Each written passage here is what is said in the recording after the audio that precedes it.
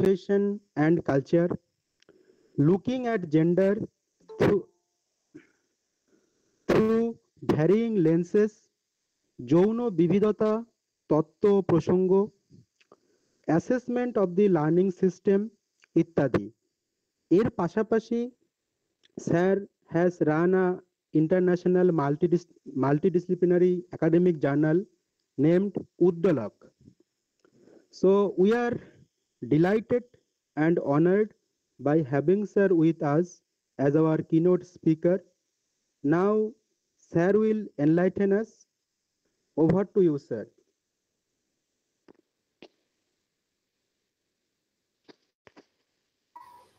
Thank you so much, Rajiv. যদিও এটার প্রস্তুতি তো তুমি নিয়েছো, আমাকে বলনি।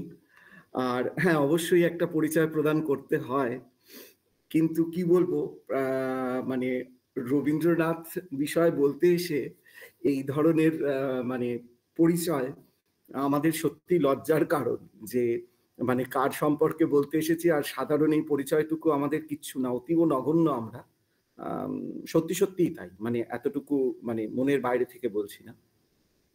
তার জন্য সবার প্রথমে কবির কাছে আর কি ক্ষমা চেয়ে নিয়ে বলছি যে আমার মাথা নত করে দাও হে তোমার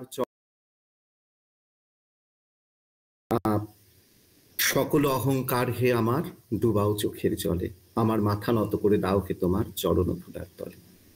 যাই হোক, আজকের আমাদের বিষয় ছিল রবীন্দ্রনাথ টেগর থ্রু জেনারেশনস, বাংলায় বললে জন্মান্তরে রবীন্দ্রনাথ। তো বিষয়টি বলার জন্য আমাকে আহ্বান করে MFSS mystic force and science and society, তাদের প্রত্যেক সদস্য এবং কর্মকর্তাদের অসংখ্য ধন্যবাদ যারা উপস্থিত আছেন তাদের সকলকে। এবং আমি দেখতে পাচ্ছি যে আমি একটু আগে আমার যে কলেজ গ্রুপ সেখানে আমি দিয়েছিলাম, সেখান থেকে আমি সুস্মিতা, নাজিয়াত এদের নামটা দেখতে পাচ্ছি, আরো নিশ্চয়ই অন্যরা আছেন হয়তো, আর কনাথ স্যারকেও দেখতে পাচ্ছি। তো যাদের দেখতে পাচ্ছি তাদেরকেও অসংখ্য ধন্যবাদ যে তারা তাদের মূল্যবান সময় থেকে কিছুটা সময় আমাকে দিয়েছেন এখানে। আর দ্বিতীয়ত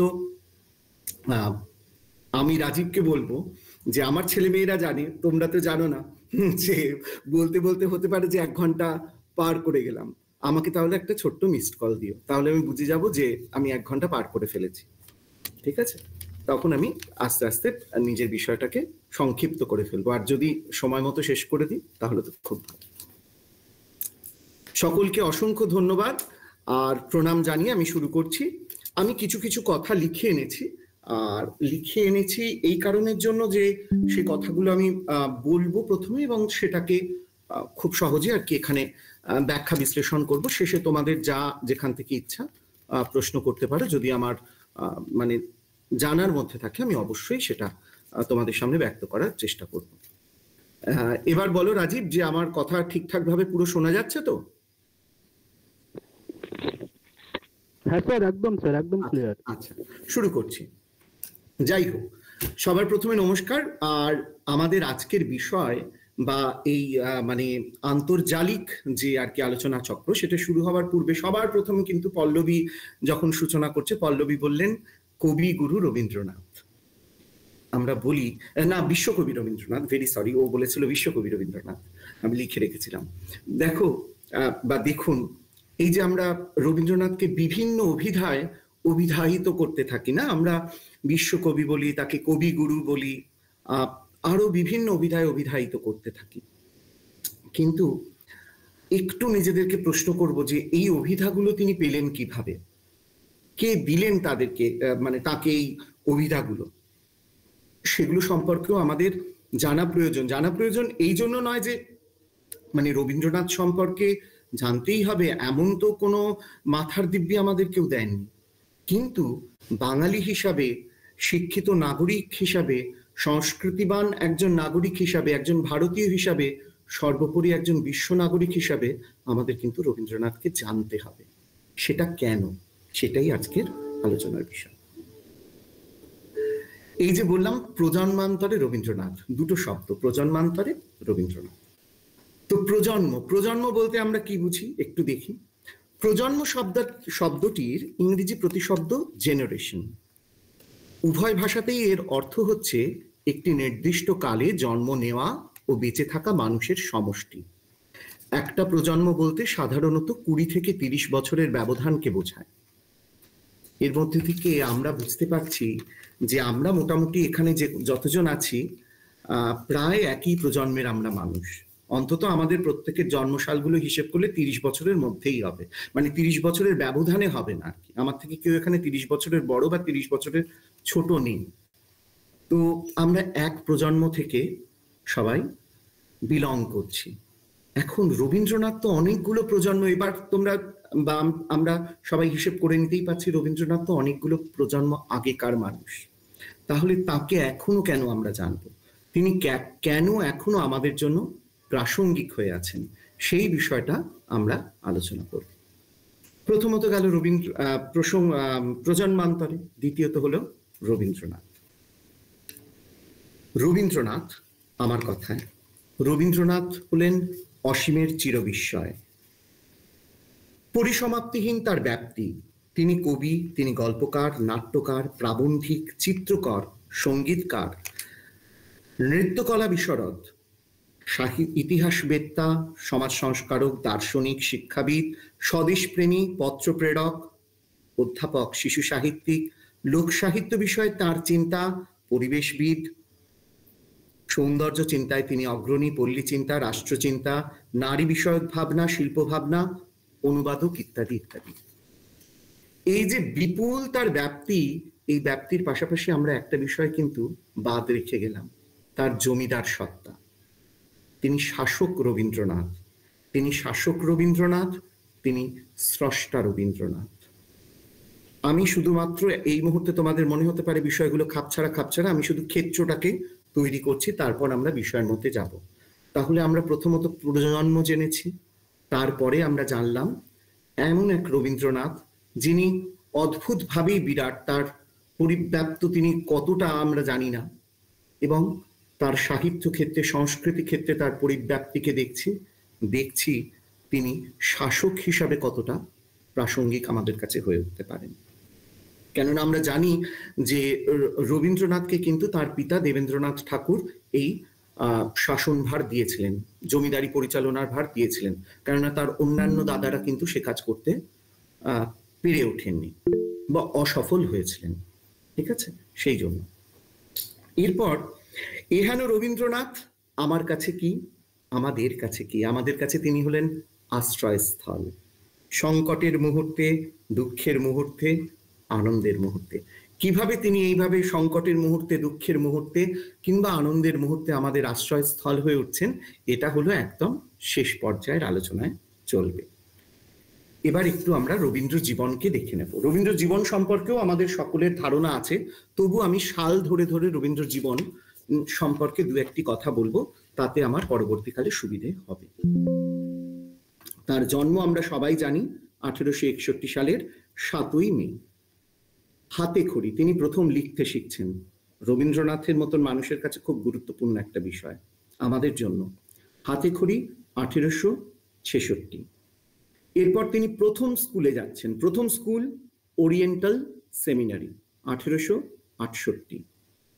কবিতা লেখার সূচনা, প্রথমবার স্কুলে গেলেন, তারপরেই কিন্তু তিনি কবিতা লিখতে শুরু করছেন। কবিতা লিখছেন কিভাবে? 1869 সালে তিনি কবিতা লিখছেন, 1 বছরের মধ্যে। তারপর যাচ্ছেন নর্মাল স্কুলে 1870, নতুন স্কুল। তারপর 1871 বেঙ্গল স্কুল, আবার একটি নতুন স্কুলে গেলেন। এই সময় করতে করতে আমরা জানি প্রত্যেকটা স্কুল থেকে তিনি ফিরে আসছেন কিভাবে। এরপর তার উপনয়ন, অর্থাৎ তার পৈতে প্রদান হলো 1873 সালে, এবং সে বছর তিনি প্রথম নাটক লিখলেন। নাটকের নাম পৃথ্বীরাজ পরাজয়, যার পাণ্ডুলিপি নষ্ট হয়ে গেছে, পাওয়া যায়নি। এরপর তিনি 1874 সালে সেন্ট জেভিয়ার্স স্কুলে ভর্তি হন। এরপরেই 1 বছরের মধ্যেই তার জননীর মৃত্যু। তার মা সারদা দেবী, পিতা দেবেন্দ্রনাথ ঠাকুর এবং মাতা সারদা দেবী। তো সারদা দেবীর মৃত্যু হয় 1875 সালে। এবং সেখান থেকে তিনি এবার কি করলেন, 1878 সালে বিলেত যাত্রা করলেন এবং 1880 অব্দি বিদেশেই ছিলেন। তারপর 1880-তে ফিরে আসছেন। ইতিমধ্যে লন্ডন বিশ্ববিদ্যালয়ে তিনি প্রবেশ করলেন। লন্ডন বিশ্ববিদ্যালয়ে তিনি পড়াশোনা করতে গেলেন 1879 সালে। এরপর তিনি 1880-তে আবার ফিরে আসছেন। ফিরে এসে বাল্মীকি প্রতিভা, কেন আমি এখানে বাল্মীকি প্রতিভার কথা বললাম, বাল্মীকি প্রতিভা 1881-তে দেখতে পাচ্ছি। বাল্মীকি প্রতিভার ছবিটা আমরা সবাই কিন্তু একটু ভাবলেই পাবো, সেই সুদেহী রবীন্দ্রনাথ। কেন সেটা আমরা পরে আবার আলোচনা করব। সুদেহী রবীন্দ্রনাথ দাঁড়িয়ে আছেন, মাথায় তার কোকড়ানো কোকড়ানো বড় বড় চুল এবং জব্বা পরা, রাজসিক একটা পোশাক পরা। তো বাল্মীকির ভূমিকায় তিনি অভিনয় করছেন, লিখছেন এবং ভূমিকায় অভিনয় করছেন 1881 সালে। 2 বছর যেতে না যেতেই তার বিবাহ হচ্ছে। বিবাহ হচ্ছে মৃণালিনী দেবীর সাথে, মানে পূর্বে নাম ছিল ভবতারিণী দেবী, 1883 সালে। এবং 1 বছর যেতে না যেতেই তার নতুন বৌঠান জ্যোতিরিন্দ্রনাথ ঠাকুরের স্ত্রী কাদম্বরী দেবীর মৃত্যু ঘটছে 1884 সালে। 86-তে তার প্রথম কন্যার জন্ম। এরপর 86 থেকে 96 মধ্যে, মানে 10 বছরের ব্যবধানে তিনি 5টি সন্তানের আর কি পিতা হয়েছেন। এরপরে উল্লেখযোগ্য সাল 1887।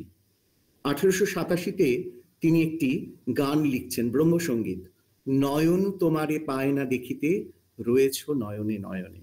এবং শুধু এই গানটি লিখছেন না, এই গানটি লিখবার জন্য মহর্ষি দেবেন্দ্রনাথ ঠাকুর তৎকালীন সময় তাকে 500 টাকা পুরস্কার দিচ্ছেন, 500 টাকা। এরপর বিসর্জন, রঘুপতির ভূমিকায় আমরা আবার ছবি দেখতে পাই তার, কিরকম বলিষ্ঠ একটা ছবি। সেই রঘুপতির ভূমিকায় তিনি 1890 সালে অভিনয় করছেন। এরপর জমিদারির কাজ, 1892 থেকে শুরু হয়ে গেল তার জমিদারির কাজ। তিনি শিলাইদহ, পতিশর, এই সাজাদপুর, এই অঞ্চল ঘুরে বেড়াচ্ছেন বাংলাদেশের এবং জমিদারি করছেন। শুধু জমিদারি করেননি, ব্যবসাও করেছেন। চামড়ার ব্যবসা করছেন, যদিও তার জমিদারির মতন এই ব্যবসাটা তিনি অতটা সফলভাবে করে উঠতে পারেননি। প্রায় 50,000 টাকার তার দেনা হয়ে গিয়েছিল, ঋণ হয়ে গিয়েছিল। এটা 1900 সাল নাগাদ ধরে নিতে পারি। এরপর 1901-এ তার নবপর্যায় বঙ্গদর্শন এবং প্রায় 10-11 বছর বা কারো 10-এর কম সেই অবস্থায় তিনি তার কন্যাদের বিবাহ দিচ্ছেন। তিনি তার কন্যা, প্রথম কন্যা মাধুরীলতা এবং দ্বিতীয় কন্যা রেণুকা, দুজনের বিবাহ দিয়ে দিচ্ছেন 1901-এ। 1902 সাল আবার কবির জীবনে আর একটি মৃত্যু এলো, কবি পত্নীর মৃত্যু। ঠিক আছে, যাকে তিনি ভাই ছুটি বলে ডাকতেন, ছুটি বলে ডাকতেন অ্যাকচুয়ালি। 1902-তে কবি পত্নীর মৃত্যু, 1903-এ রেণুকার মৃত্যু অর্থাৎ তার মধ্যম কন্যা। পিতার মৃত্যু অর্থাৎ মহর্ষি দেবেন্দ্রনাথ ঠাকুরের মৃত্যু 1905-এ, যে বছর তিনি ওই রাখি বন্ধন উৎসব চালু করেন আর কি, প্রবর্তন করেন। এরপর 1906 সাল, 1 বছরের ব্যবধান নয়, সেখানে তিনি কি করছেন, তার মানে তার যে জ্যেষ্ঠ পুত্র, বড় ছেলে রথীন্দ্রনাথ ঠাকুরকে পাঠাচ্ছেন বিদেশে কৃষিবিদ্যা শিখতে। এরপর মীরার বিবাহ, অর্থাৎ প্রথম 2 কন্যার তো বিবাহ হয়ে গেছে। মীরা মানে তার ছোট মেয়ে, ছোট মেয়ের বিয়ে হচ্ছে 1907-এ এবং একই সঙ্গে 1907-এ তার কনিষ্ঠ পুত্র এবং তার সব থেকে প্রিয়তম পুত্র সোমীন্দ্রনাথের মৃত্যু ঘটছে। মাঝখানে বেশ কিছুটা বছর কেটে যায়। 1913 শিকাগো হার্ভার্ড বিশ্ববিদ্যালয়ে তিনি বক্তব্য রাখেন এবং সেই বছর তাকে কলিকাতা বিশ্ববিদ্যালয়, বর্তমানে ক্যালকাটা ইউনিভার্সিটি, তাকে ডিলিট উপাধিতে ভূষিত করে, একই সঙ্গে তার নোবেল প্রাপ্তি। এরপর তার মধ্যম কন্যা কিন্তু মারা গেছে, ছোট ছেলে মারা গেছে। বড় মেয়ে মাধুরীলতার মৃত্যু 1918। 1919-এ আমরা জানি যে মানে যে কারণের জন্য তিনি নাইটহুড উপাধি ত্যাগ করছেন বা স্যার উপাধি ত্যাগ করে দিচ্ছেন, জালিয়ানওয়ালাবাগের সেই হত্যাকাণ্ডের কথা। এরপর আবার কবি জীবনের মৃত্যুর ঢেল, মানে ঢল নামছে আর কি। সত্যেন্দ্রনাথ ঠাকুর তার মেজ দাদা, জ্যোতিরিন্দ্রনাথ ঠাকুর তার সেজ দাদা, দ্বিজেন্দ্রনাথ তার বড় দাদা। এইভাবে 1923, 1925, 1926 সবাই মারা যাচ্ছেন। 1932 সাল আসছে। 1932 সালে তিনি ক্যালকাটা ইউনিভার্সিটির রামতনু লাহিড়ী অধ্যাপক হয়েছেন। রামতনু লাহিড়ী অধ্যাপক। কেন আবার বলছি যে আরেকটি ভেবে দেখার বিষয়, যে মানুষটার কোনো প্রথাগত ডিগ্রি নেই, তথাকথিত ডিগ্রি ছাড়া তিনি কলকাতা বিশ্ববিদ্যালয়, তখনকার ভারতবর্ষের সেরা বিশ্ববিদ্যালয়, সেখানকার রামতনু লাহিড়ী অধ্যাপক হচ্ছেন শুধুমাত্র তার লেখনির জোরে, তার বক্তব্যের জোরে। এরপর তার সব থেকে প্রিয়তম যেমন পুত্র ছিল, আর দৌহিত্র তার সব থেকে প্রিয়তম ছিল, তার নাম ছিল নীতিন্দ্রনাথ ঠাকুর। তিনি মারা যাচ্ছেন 1933, 1 বছরের মধ্যে। এরপর তার গানের কাণ্ডারি দীনেন্দ্রনাথ ঠাকুর, তার ভাইপো, তিনিও মারা যাচ্ছেন 1935 সালে। এরপর গগনেন্দ্রনাথ, তার বন্ধুবর অ্যান্ড্রুজ, সুরেন্দ্রনাথ, একে একে 1938, 40 সে সবাই মারা গেলেন। 41-এ রবীন্দ্রনাথ গত হওয়ার পূর্বে, এই যে একটু আগেই উপাধিগুলোর কথা বলছিলাম না, সেই উপাধিগুলোর কাজটায় চলে এলাম। পুরীর রাজা, তৎকালীন যিনি পুরীর রাজা ছিলেন, তিনি তাকে পরম গুরু উপাধিতে ভূষিত করছেন। পরম গুরু উপাধিতে ভূষিত করছেন। এরপর আমরা দেখতে পাচ্ছি ত্রিপুরার রাজ 1940-এ তাকে ভারত ভাস্কর, অর্থাৎ ভারতের সূর্য, এই উপাধিতে ভূষিত করছেন। ব্রহ্মবান্ধব উপাধ্যায়, যেটা পল্লবী প্রথম বলেছিল, বিশ্বকবি উপাধিতে তাকে ভূষিত করেন ব্রহ্মবান্ধব উপাধ্যায়। এবং কবিগুরু, এই যে উপাধিটি তাকে এই উপাধিতে ভূষিত করেন ক্ষিতিমোহন সেন। তো এই হলো তার সামগ্রিক জীবন, এই হলো তার পুরস্কার, এবং এই হলো তার অভিধা। এবং বাঙালি জনজীবনে একটা সাহিত্যের জোয়ার, একটা সংস্কৃতির জোয়ার, একটা নৈতিকতার জোয়ার তুলে দিয়ে রবীন্দ্রনাথ কিন্তু গত হচ্ছেন 1941 সালের 7ই আগস্ট। এরপর আমরা মূল বিষয় ঢুকছি। প্রাতিষ্ঠানিক স্কুল থেকে বারবার পালিয়ে এলেও রবীন্দ্রনাথ হয়ে ওঠার স্কুলে তার কোনো দিনের জন্যও ছুটি ছিল না। যে কারণের জন্য বললাম সেই অধ্যাপক পদ প্রাপ্তির কথাটা। আমরা অনেক সময় দেখো উদাহরণ দিয়ে বলতে গেলে বলে দিই চট করে যে রবীন্দ্রনাথ তো প্রাতিষ্ঠানিকভাবে কোনো স্কুলে যাননি, রবীন্দ্রনাথ তো স্কুল পছন্দ করতেন না। হ্যাঁ, তিনি করতেন না। ওই 10টা 5টার স্কুলটা অনেকটা তার কারখানার মতন মনে হয়েছে, যে কলকারখানায় শ্রমিক ঢুকলো, সারাদিন কাজ করলো, বিকেলবেলা বেরিয়ে গেল। তা কিন্তু রবীন্দ্রনাথের কাছে যেমন সত্য, এটাও সত্য, আমরা যেমন বাড়িতে ফিরে একটু খেলার সময় পাই, একটু ঘোরার সময় পাই, ঘুমানোর সময় পাই, নতুন নতুন খাবার সময় পাই, অনেক কিছু, সেই সময়টা রবীন্দ্রনাথের ছিল না। কেননা তাকে রবীন্দ্রনাথ হতে হবে। এখানে রবীন্দ্রনাথ আর কোনো ব্যক্তি মানুষ রবীন্দ্রনাথ হলো এমন একটা সত্তা, যেখানে এই ছোট রবীন্দ্রনাথকে সেই বৃহৎ রবীন্দ্রনাথের সঙ্গে গিয়ে কি করতে হবে, মিলতে হবে। মানে ছোট রবীন্দ্রনাথকে সেই বড় রবীন্দ্রনাথে গিয়ে মিলতে হবে। তার জন্য কোনো প্রাতিষ্ঠানিক বিদ্যা লাগে না, সেইটাকে তিনি সরিয়ে রাখছেন। তার জন্য তিনি কি করছেন, প্রতিনিয়ত রবীন্দ্রনাথ হয়ে ওঠার যে চেষ্টা, সেটা করে চলেছেন। কোনো মুহূর্তে কিন্তু সেটাকে ছিন্ন করছেন না। সারাক্ষণ পড়াশুনো শুধু নয়, আরো বিভিন্ন যত রকমের সংস্কৃতির মূলক কাজ হতে পারে, সবটার সঙ্গে তিনি নিজেকে আষ্টে পৃষ্ঠে জড়িয়ে রেখেছেন। এরই পাশাপাশি একজন কেউ এখানে কমেন্ট করলে ভেসে উঠেছে যে তার এই দুঃখময় জীবন, এরই পাশাপাশি আরো একটি বিষয় হলো যা আমাদের চোখে পড়ে, তার ব্যক্তি জীবনের দুঃখ, প্রতিকূলতা, আত্মীয় স্বজনদের ছেড়ে চলে যাওয়া বেদনা। এই এত কিছুর পরেও রবীন্দ্রনাথ কিভাবে আস্থাবান, কিভাবে তিনি জগতের যা কিছু ঘটছে সমস্ত কিছুর পিছনে তিনি কাকে দেখছেন, পরমেশ্বরকে দেখছেন। সে পরমেশ্বর কেমন, পরম কল্যাণময়, যিনি অকল্যাণ করতে পারেন না, তিনি পরম কল্যাণময়। সেই ঈশ্বরকে তিনি ভাবছেন বা সেই ঈশ্বরকে তিনি দেখছেন সমস্ত কিছুর শেষে। কিভাবে? একটাই উপায়, কেননা তিনি আর ব্যক্তি রবীন্দ্রনাথ নেই, তিনি হয়ে গেছেন কোন রবীন্দ্রনাথ, সেই মহৎ রবীন্দ্রনাথ। তোমরা ভাবো যে তোমরা দেখো টিভিতে বা যারা পুরাণে পড়ো, যে একজন কোনো দানব বা কোনো মানব কিংবা কিছু সময় অনেক দেবতারাও তপস্যা করতে বসেন একটা মহৎ বর পাওয়ার জন্য, একটা শ্রেষ্ঠত্বের জায়গায় যাওয়ার জন্য, তাই তো অমরত্ব পাওয়ার জন্য কিছু ক্ষেত্রে দেখতে পাই আমরা। সেই সময় কি আমরা তাদের জন্য বাধা, প্রতিকূলতা এগুলো দেখি না? কখনো আসছে ঝড়, আসছে ঝঞ্ঝা, আসছে কখনো বাঘ আসছে, সিংহ আসছে, কখনো বা স্বর্গের অপ্সরা পর্যন্ত এসে মোহিত করবার তাকে চেষ্টা করছেন, কিন্তু সেই সমস্ত কিছু প্রতিকূলতার ঊর্ধ্বে গিয়ে সেগুলোকে ফেলে রেখে তিনি সেই মহত্তর পর্যায়ে পৌঁছাচ্ছেন, ঈশ্বরের দর্শন পাচ্ছেন। রবীন্দ্রনাথের ক্ষেত্রে এই যে ব্যক্তি জীবনের এত দুঃখ, এত বাধা, এত প্রতিকূলতা, সব কিছুর ঊর্ধ্বে গিয়ে তিনি সেই চরম জায়গায়, সেই অমরত্বের জায়গায় পৌঁছবেন। সেই জন্যই হয়তো তার জীবনে এই বাধা বিপত্তিগুলো একে একে আসছে। আর এই বাধা বিপত্তিগুলো তাকে কি করে দিচ্ছে জানো? সেই বাধা বিপত্তিগুলো তার চোখটাকে, তার দৃষ্টিটাকে নির্মোহ করে তুলেছে। নির্মোহ কেন না, তিনি কি করছেন, তিনি আর কিছু দেখছেন না।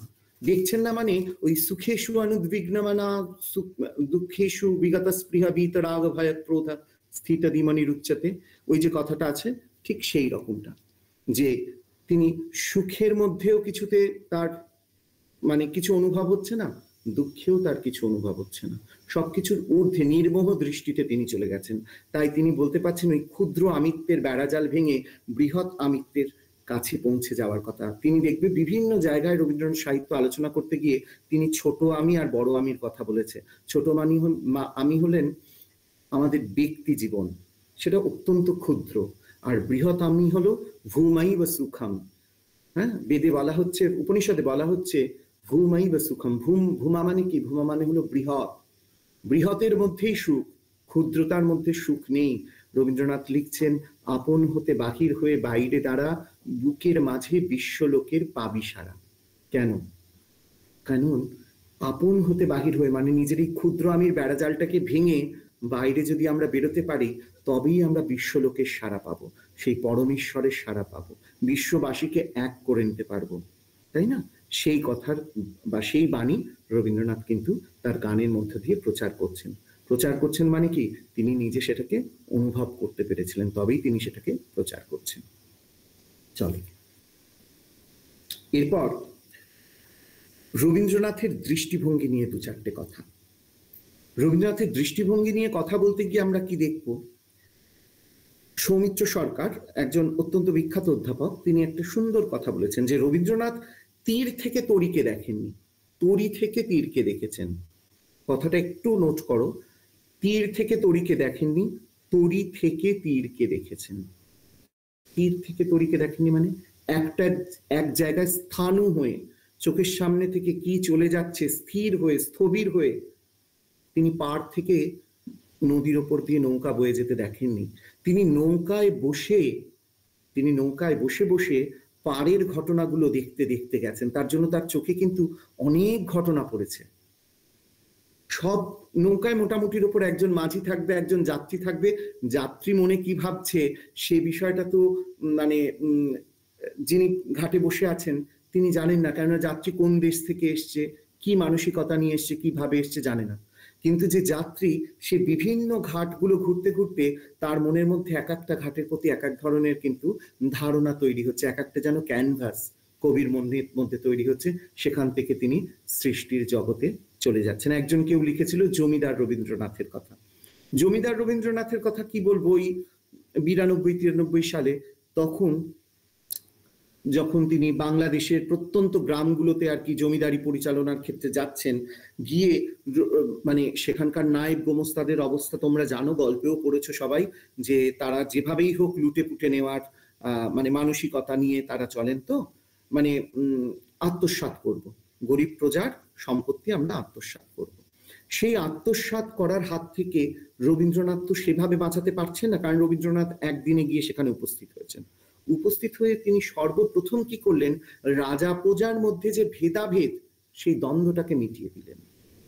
রবীন্দ্রনাথের জন্য একটা বড় উঁচু সিংহাসন করা হয়েছে, বাকিদের জন্য নিচুতে বসার একটা জায়গা করা হয়েছে, এবং তাদের মধ্যেও যারা অতীব দরিদ্র এবং নিচু জাতির কৃষক শ্রেণী বা প্রজা শ্রেণী, তাদের জন্য মাটিতে জায়গা।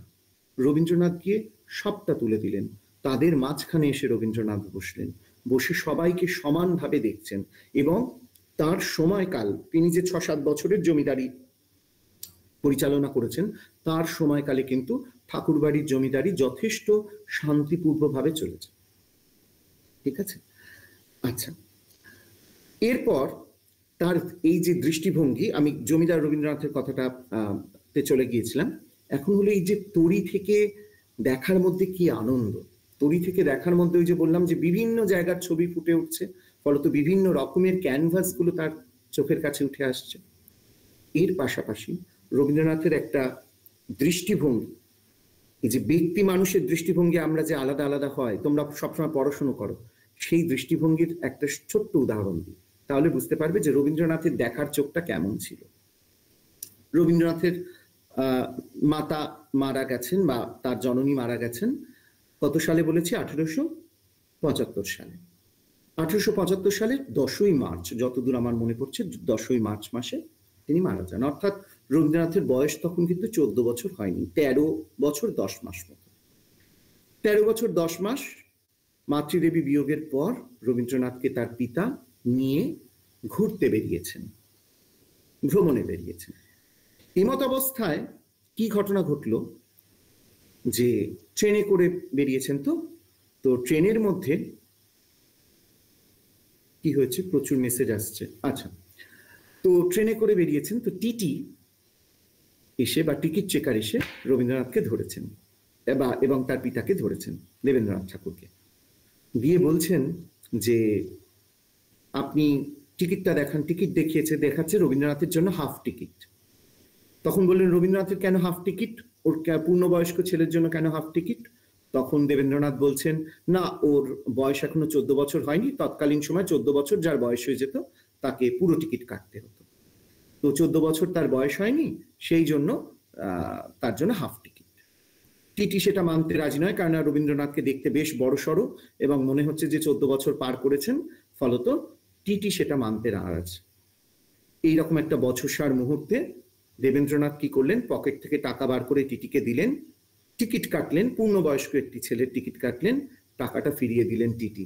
টাকাটা নিয়ে দেবেন্দ্রনাথ কি করলেন, যে প্ল্যাটফর্মে দাঁড়িয়েছিলেন জানলা খুলে প্ল্যাটফর্মের উপর ছুঁড়ে ফেলে দিলেন বাকি টাকাগুলো, এবং টাকাগুলো মাটিতে পড়ে লাফাতে লাফাতে ঝনঝন ঝনঝন শব্দ করছে। সচরাচর একজন জমিদার পুত্র সে যদি ওই দৃশ্য দেখে, সে কি শিখবে? সে শিখবে, বেশিরভাগ ক্ষেত্রে, সবাই নয়, আমি বললাম ব্যক্তি মানুষ আলাদা আলাদা রকম, সে শিখবে যে জমিদারিত্বের অহংকার, অহংবোধ। রবীন্দ্রনাথ কি শিখলেন?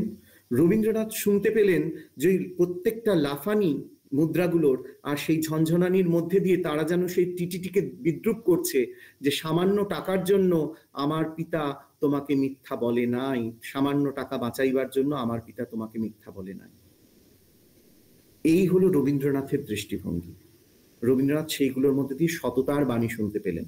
এই জন্য অনেকে বলে, এই দৃষ্টিভঙ্গিটা ভাঙবার চেষ্টা করতে চাইছি আর কি, যে অনেকে বলেন না রবীন্দ্রনাথ খুব ধনী পরিবারের মানুষ, ফলত তার দৃষ্টিভঙ্গি একরকম, তিনি তো জীবনে কোনো কষ্টই পাননি, তিনি সারাটা জীবন তার মতন ভাবে কাটিয়ে গিয়েছেন, ফলত তার সাহিত্য সৃষ্টিতে কোনো সমস্যা নেই। তা নয়। আমাদের একজন মহারাজ একজন খুব সুন্দর একটি কথা বলেছিলেন। তিনি বলেছিলেন যে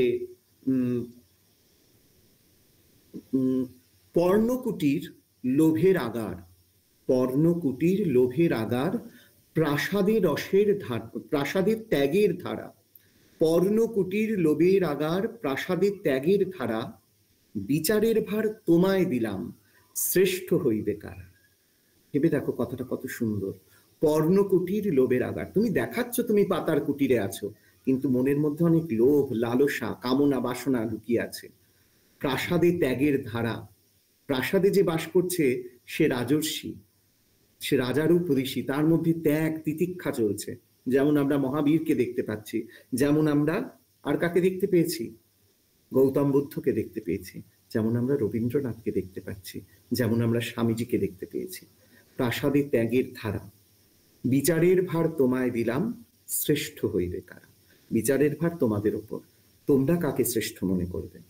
এইখানে তো এরপর এই যে জ্ঞান বিজ্ঞানের এই যে কথোপকথন হচ্ছে, এই যে রবীন্দ্রনাথ কত কিছু শিখছেন, এত কিছু শেখবার পরেও রবীন্দ্রনাথের ক্ষেত্রে কি এই কথাটা চরম সত্য, বিদ্যা দদাতি বিনয়ম।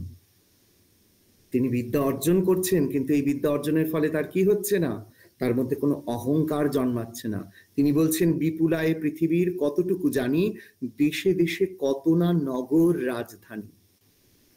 এই কথার সঙ্গে ভেবে দেখো, নিউটন যে বলেছেন যে জ্ঞান সমুদ্রে আমি খালি নুড়ি কুড়িয়ে বেড়ালাম, জ্ঞান অর্জন করা হলো না, এই কথাটার কি কোনো প্রভেদ আছে? বা আমাদের চাণক্য শ্লোকের যে কথাটি এক্ষুনি আগে বললাম, বিদ্যা দদাতি বিনয়ম, পরে আছে বিনয়ম দদাতি পাত্রতাম ইত্যাদি ইত্যাদি, সেখানে যাচ্ছি না। কিন্তু এই যে বিদ্যা দদাতি বিনয়ম, কতটা বিদ্যা অর্জন করলে তবে সেই মানুষটা এতখানি বিনীত হতে পারে, এতখানি পোলাইটনেস তার মধ্যে আসতে পারে। এরপর রবীন্দ্রনাথ, এই রবীন্দ্রনাথকে আমরা প্রজন্ম থেকে প্রজন্মান্তরে দলিত মথিত করে নানা রূপে নানা প্রয়োজনে ব্যবহার করেছি। কারণ দেখো, উনি আমরা বলি না বাঙালির বুকে সব আঁচড়গুলো পড়েছে, তার কারণ হলো বাংলার মাটি, বাঙালিরা সর্বং সহা জাতি, তারা সর্বং সহা। চট করে বাঙালিকে কিন্তু মাথা গরম করতে তুমি দেখবে না, ঠিক আছে? বাঙালি যেমন সর্বং সহা, বাঙালির রবীন্দ্রনাথও তেমন সর্বং সহা। তার জন্য রবীন্দ্রনাথকে আমরা দলিত মথিত করে যেভাবেই করে নিই, রবীন্দ্রনাথ কিন্তু আমাদের চিরকাল আশীর্বাদ দিয়ে যাচ্ছেন। যেমন আমাদের সুজলা সুফলা শস্য শ্যামলা এই ধরিত্রী আমাদেরকে, বাংলার ধরিত্রী আমাদেরকে দিচ্ছে। কিভাবে দিচ্ছে? রবীন্দ্রনাথকে আমরা কতভাবে কাটি বলতো? কত মানুষের রুজি রোজগার রবীন্দ্রনাথকে দিয়ে চলে। একবার একটুখানি ভেবে দেখো যে কত মানুষের রুজি রোজগার সেটাও রবীন্দ্রনাথকে নিয়ে চলে। কত মানুষ সমালোচনার যে ধারা এনেছেন সেটাও রবীন্দ্রনাথকে নিয়েছেন। কত মানুষ আঁকড়ে ধরেছেন জীবনে রবীন্দ্রনাথকে, সেই নিয়ে বেঁচে আছেন। কত মানুষ রবীন্দ্রনাথকে দিনের বেলা নিন্দা করে রাতের বেলা রবীন্দ্রনাথ পড়ে নতুন করে সাহিত্য রচনা করেছেন। আশা করি বাংলার ছেলেমেয়েরা অন্তত বুঝতে পারছো কাদের কাদের কথা বলছি। তো এইভাবে রবীন্দ্রনাথ আমাদেরকে কখনো শিক্ষা দিয়েছেন, তিনি শিক্ষাবিদ, তাই না? এবং একই সঙ্গে আরো একটা খুব সুন্দর, হ্যাঁ বলবো অবশ্যই, সুমিত্রা সরকার যেটা লিখেছে ওরিয়েন্টাল স্কুলের কথা একবার বলবার চেষ্টা করবো। তো যেটা বলছিলাম যে আমরা প্রজন্ম থেকে প্রজন্মান্তরে রবীন্দ্রনাথ এই বিষয়টা রাখার একটাই কারণ, প্রথমত হলো রবীন্দ্রনাথকে জানা। আমরা সবাই জানি কিন্তু রবীন্দ্রনাথকে সবাই ভালোবাসি। রবীন্দ্রনাথ সম্পর্কে কটু কথা বললে আমরা কিন্তু কেউ হয়তো কোনো বড় মানুষ বলছে বা যেখানে আমরা বিরোধিতা করতে পারবো না সেখানে বিরোধিতা করলাম না, মনের মধ্যে তো কোথাও একটা কষ্ট হয়, মনের মধ্যে থেকে আমরা কিন্তু বিরোধিতা করি। কেননা বাঙালি, প্রত্যেকটা বাঙালির বুকের মধ্যে রবীন্দ্রনাথ লুকিয়ে আছে, এটা এখনো পর্যন্ত আমার বিশ্বাস। এবং সেই প্রজন্মটা প্রজন্ম থেকে প্রজন্মান্তরে কিন্তু এই ধারা বহমান এবং আগামীতেও বহমান। এখন আমরা দেখছি কত রকমের সংস্কৃতি নতুন ভাবে এসেছে, অনেকে বলছে সেটা অপসংস্কৃতি, কিন্তু সেগুলোর পাশাপাশি একটা সরু হলেও কি এই ধারা বহমান নয়, যেটা রবীন্দ্রিক ধারা। সে এখনো তো বাচ্চারা শিখতে যাচ্ছে রবীন্দ্র গান, এখনো তো আজকের অনুষ্ঠানের শুরুতে রজত একটা অত সুন্দর রবীন্দ্র গান দিয়ে শুরু করলো, তাই না? তো সেই রবীন্দ্র গান, রবীন্দ্র সংস্কৃতি আমাদের বুকের মধ্যে রয়েছে। আমরা যত পারছি তাকে কাটছি, কেটে কেটে যেটা করছি, আমরা প্রত্যেকটা প্রজন্মে দেখবে নতুন নতুন কিছু সৃষ্টি করছি। কিভাবে? আমরা প্রত্যেকে এখানে যারা আছি তারা একাডেমিশিয়ান, গবেষক, তাই না? তো এই গবেষকরা রবীন্দ্রনাথকে তো আমরা কাটছি, কেটে রবীন্দ্রনাথকে কি করছি? ফেলে দিয়েছি? ফেলিনি তো। প্রত্যেকটা মুহূর্তে রবীন্দ্রনাথকে নতুন আঙ্গিকে নতুন ভাবে দেখছি। কবির ভূমিকায় দেখেছি, আমি একটু আগে যেটা বললাম শিক্ষাবিদের ভূমিকায় দেখেছি, আমরা তো রবীন্দ্রনাথের পত্র সাহিত্য, ভাবতো যে একজন মানুষ তিনি পত্রিকা পত্র লিখছেন, চিঠি লিখছেন খালি, সেটাও 16খানা খণ্ডে বেরিয়েছে। তাহলে জীবনে কত চিঠি লিখেছেন, তারপরেও ছিন্নপত্রাবলী আলাদা, ছিন্নপত্র আলাদা। ভাবতে পারছো? ভ্রমণ কাহিনী লিখছেন, সেটা বেরোচ্ছে। বিদেশে কত জায়গায় যে উনি ঘুরে বেরিয়েছেন, তখন একবার ইংল্যান্ডে যেতে প্রায় 6 মাস 8 মাস করে লাগতো, সেই অবস্থায় তিনি সেইখানে যাচ্ছেন, ফিরে আসছেন। রবীন্দ্রনাথ কিছু বাদ দেননি, এমনকি প্লেনেও চড়েছেন, কিচ্ছু বাদ নেই রবীন্দ্র জীবনে। চলচ্চিত্র পরিচালকও হয়েছেন, সমস্ত কিছু। এবং অনুবাদক রবীন্দ্রনাথ, বিশেষত অনুবাদক রবীন্দ্রনাথ বললে আমরা কি করি? রবীন্দ্রনাথ কোন কোন বিষয়ে অনুবাদ করেছেন সেটা দেখি, কিন্তু ভেবে দেখেছো কখনো যে রবীন্দ্রনাথ যে নোবেল পুরস্কার পেয়েছেন, নোবেল প্রাপ্তিটা তার যে ঘটেছে, সেটাও তো সেই সোনার তরী, খেয়া কিংবা নৈবেদ্য, গীতাঞ্জলি, গীতিমাল গীতালি, এই কাব্যগ্রন্থগুলোর যে কবিতাগুলোকে তিনি, বাংলা কবিতাগুলোকে সেখানে বিদেশে বসে বসে ইংরেজিতে অনুবাদ করছেন, তাহলে নিজের লেখার অনুবাদও কিন্তু রবীন্দ্রনাথ করে যাচ্ছেন। অন্যের লেখা শুধু অনুবাদ করছে না, নিজের লেখাটাও অনুবাদ করছেন। সেই অর্থে রবীন্দ্রনাথ অনুবাদক হিসাবে কেমন? কখনো তো চাইলে আমরা গবেষণার ক্ষেত্রে এরকম বিষয়ও আনতে পারি যে রবীন্দ্রনাথ যখন অন্যের লেখা অনুবাদ করছেন, আমরা যেটাকে তাকে বলি যে তিনি অনুবাদক নন, তিনি অনুসৃজক, তিনি সৃজন করছেন। হ্যাঁ, তিনি অনুবাদের মাধ্যমে একটা নতুন কিছু সৃজন করে ফেলেছেন, খুব ভালো কথা, আপত্তি নেই। কিন্তু তিনি নিজের লেখাগুলোকে, সেগুলোকে আবার কিভাবে অনুবাদ করছেন, দুটোকে পাশাপাশি করে তুল্যমূল্য একটা কম্পারেটিভ আলোচনাও তো আমরা করতে পারি। সেটা হয়তো হচ্ছে, কোথাও না কোথাও হচ্ছে। এত বিশ্বের এত বিশ্ববিদ্যালয়, সেখানে কোথাও না কোথাও রবীন্দ্রনাথ নিয়ে কিন্তু প্রতিনিয়ত প্রতি মুহূর্তে আলোচনা শুধু চলছে না, আলোচনা চক্র শুধু চলছে না, গবেষণা কর্মের মতন এরকম মহৎ কর্মগুলোও কিন্তু চলছে।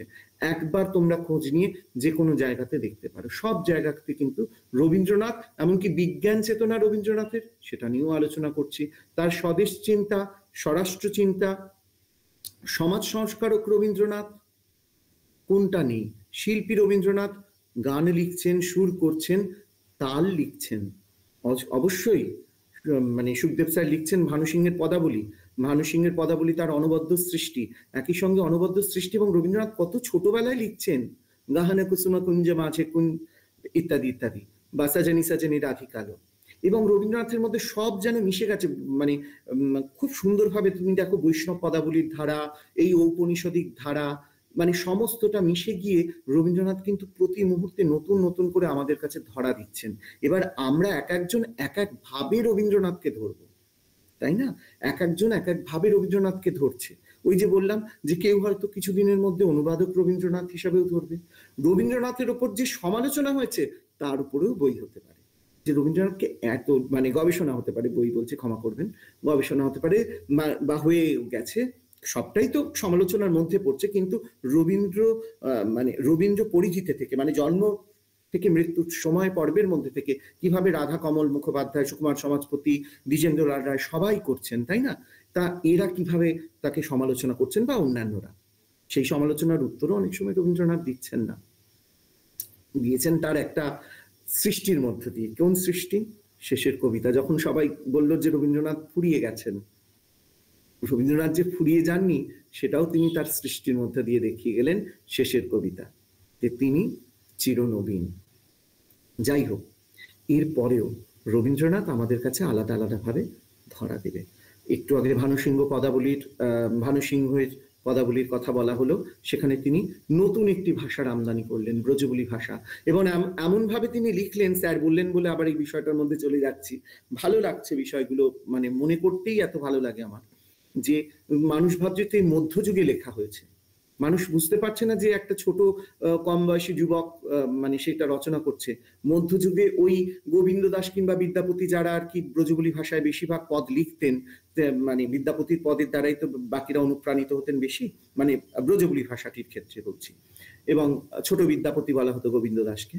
তো বৈষ্ণব পদাবলীতে যদি আমরা চলে যাই, সেখানেও দেখো কত সুন্দরভাবে ওই ব্রজবুলি ভাষা মানে রবীন্দ্রনাথ ব্যবহার করছেন। এবং অনেকে মনে করছেন এ কোনো এক ভানু সিংহ এক নতুন কবি, নতুন কবি মানে নতুন করে আবিষ্কার করা হয়েছে এমন এক কবি, যিনি আজ লেখেননি কবিতা, আজ থেকে 300-400 বছর আগে কবিতা লিখে গেছেন, তার পদগুলি রচনা করে গেছেন। মানে যখন যেটা করছেন সেটার শ্রেষ্ঠত্বের জায়গায় গিয়ে তিনি দেখিয়ে দিচ্ছেন। তুমি যে পদে, মানে যে আসনে বসাবে সেটাকেই তিনি অলংকৃত করতে পারেন, আসনটাই ধন্য হয়ে যাবে মানে তাকে বসতে দিয়ে বা তাকে পেয়ে। তো খুব স্বাভাবিক। মানে এবার আমার কথা, যে সবাই তো রবীন্দ্রনাথকে এক একভাবে আঁকড়ে ধরেছে, কোদাল দিয়ে কুপিয়েছে, যাই বলি না কেন মাটি কেটে নিয়েছে। তো আমি কিভাবে কেটেছি? আমি আঁকড়ে ধরলাম রবীন্দ্রনাথকে। রবীন্দ্রনাথ এসে যেমন বাকি আমি লিখে রেখেছিলাম আর কি, লেখা কথা বলতে গেলে অনেক সময় ভুলে যাই, সেই জন্যই বললাম যে লাইনগুলো হয়তো পড়ে নেব।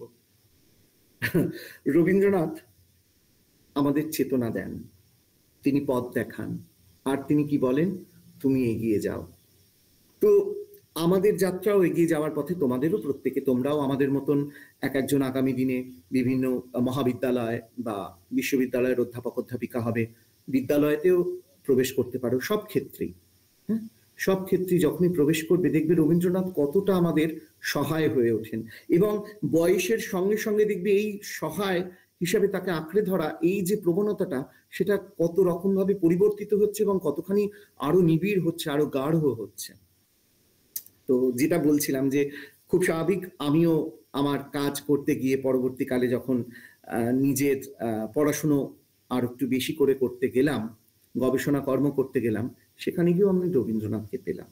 তথাকথিতভাবে আমার কাজ বা আমার গবেষণা কর্মের বিষয়টা ছিল সমান্তরাল যৌনতা বিষয়, বাংলা সমাজ সংস্কৃতি সাহিত্যে সমান্তরাল যৌনতা, মানে যেটা আর কি হেটেরোনর্মেটিভিটির পাশাপাশি আর একটা ধারা যে চলেছে চিরকাল, আবহমান কাল ধরে আর একটা যে ধারা চলেছে, সেই বিষয় নিয়ে আমার কাজটা ছিল।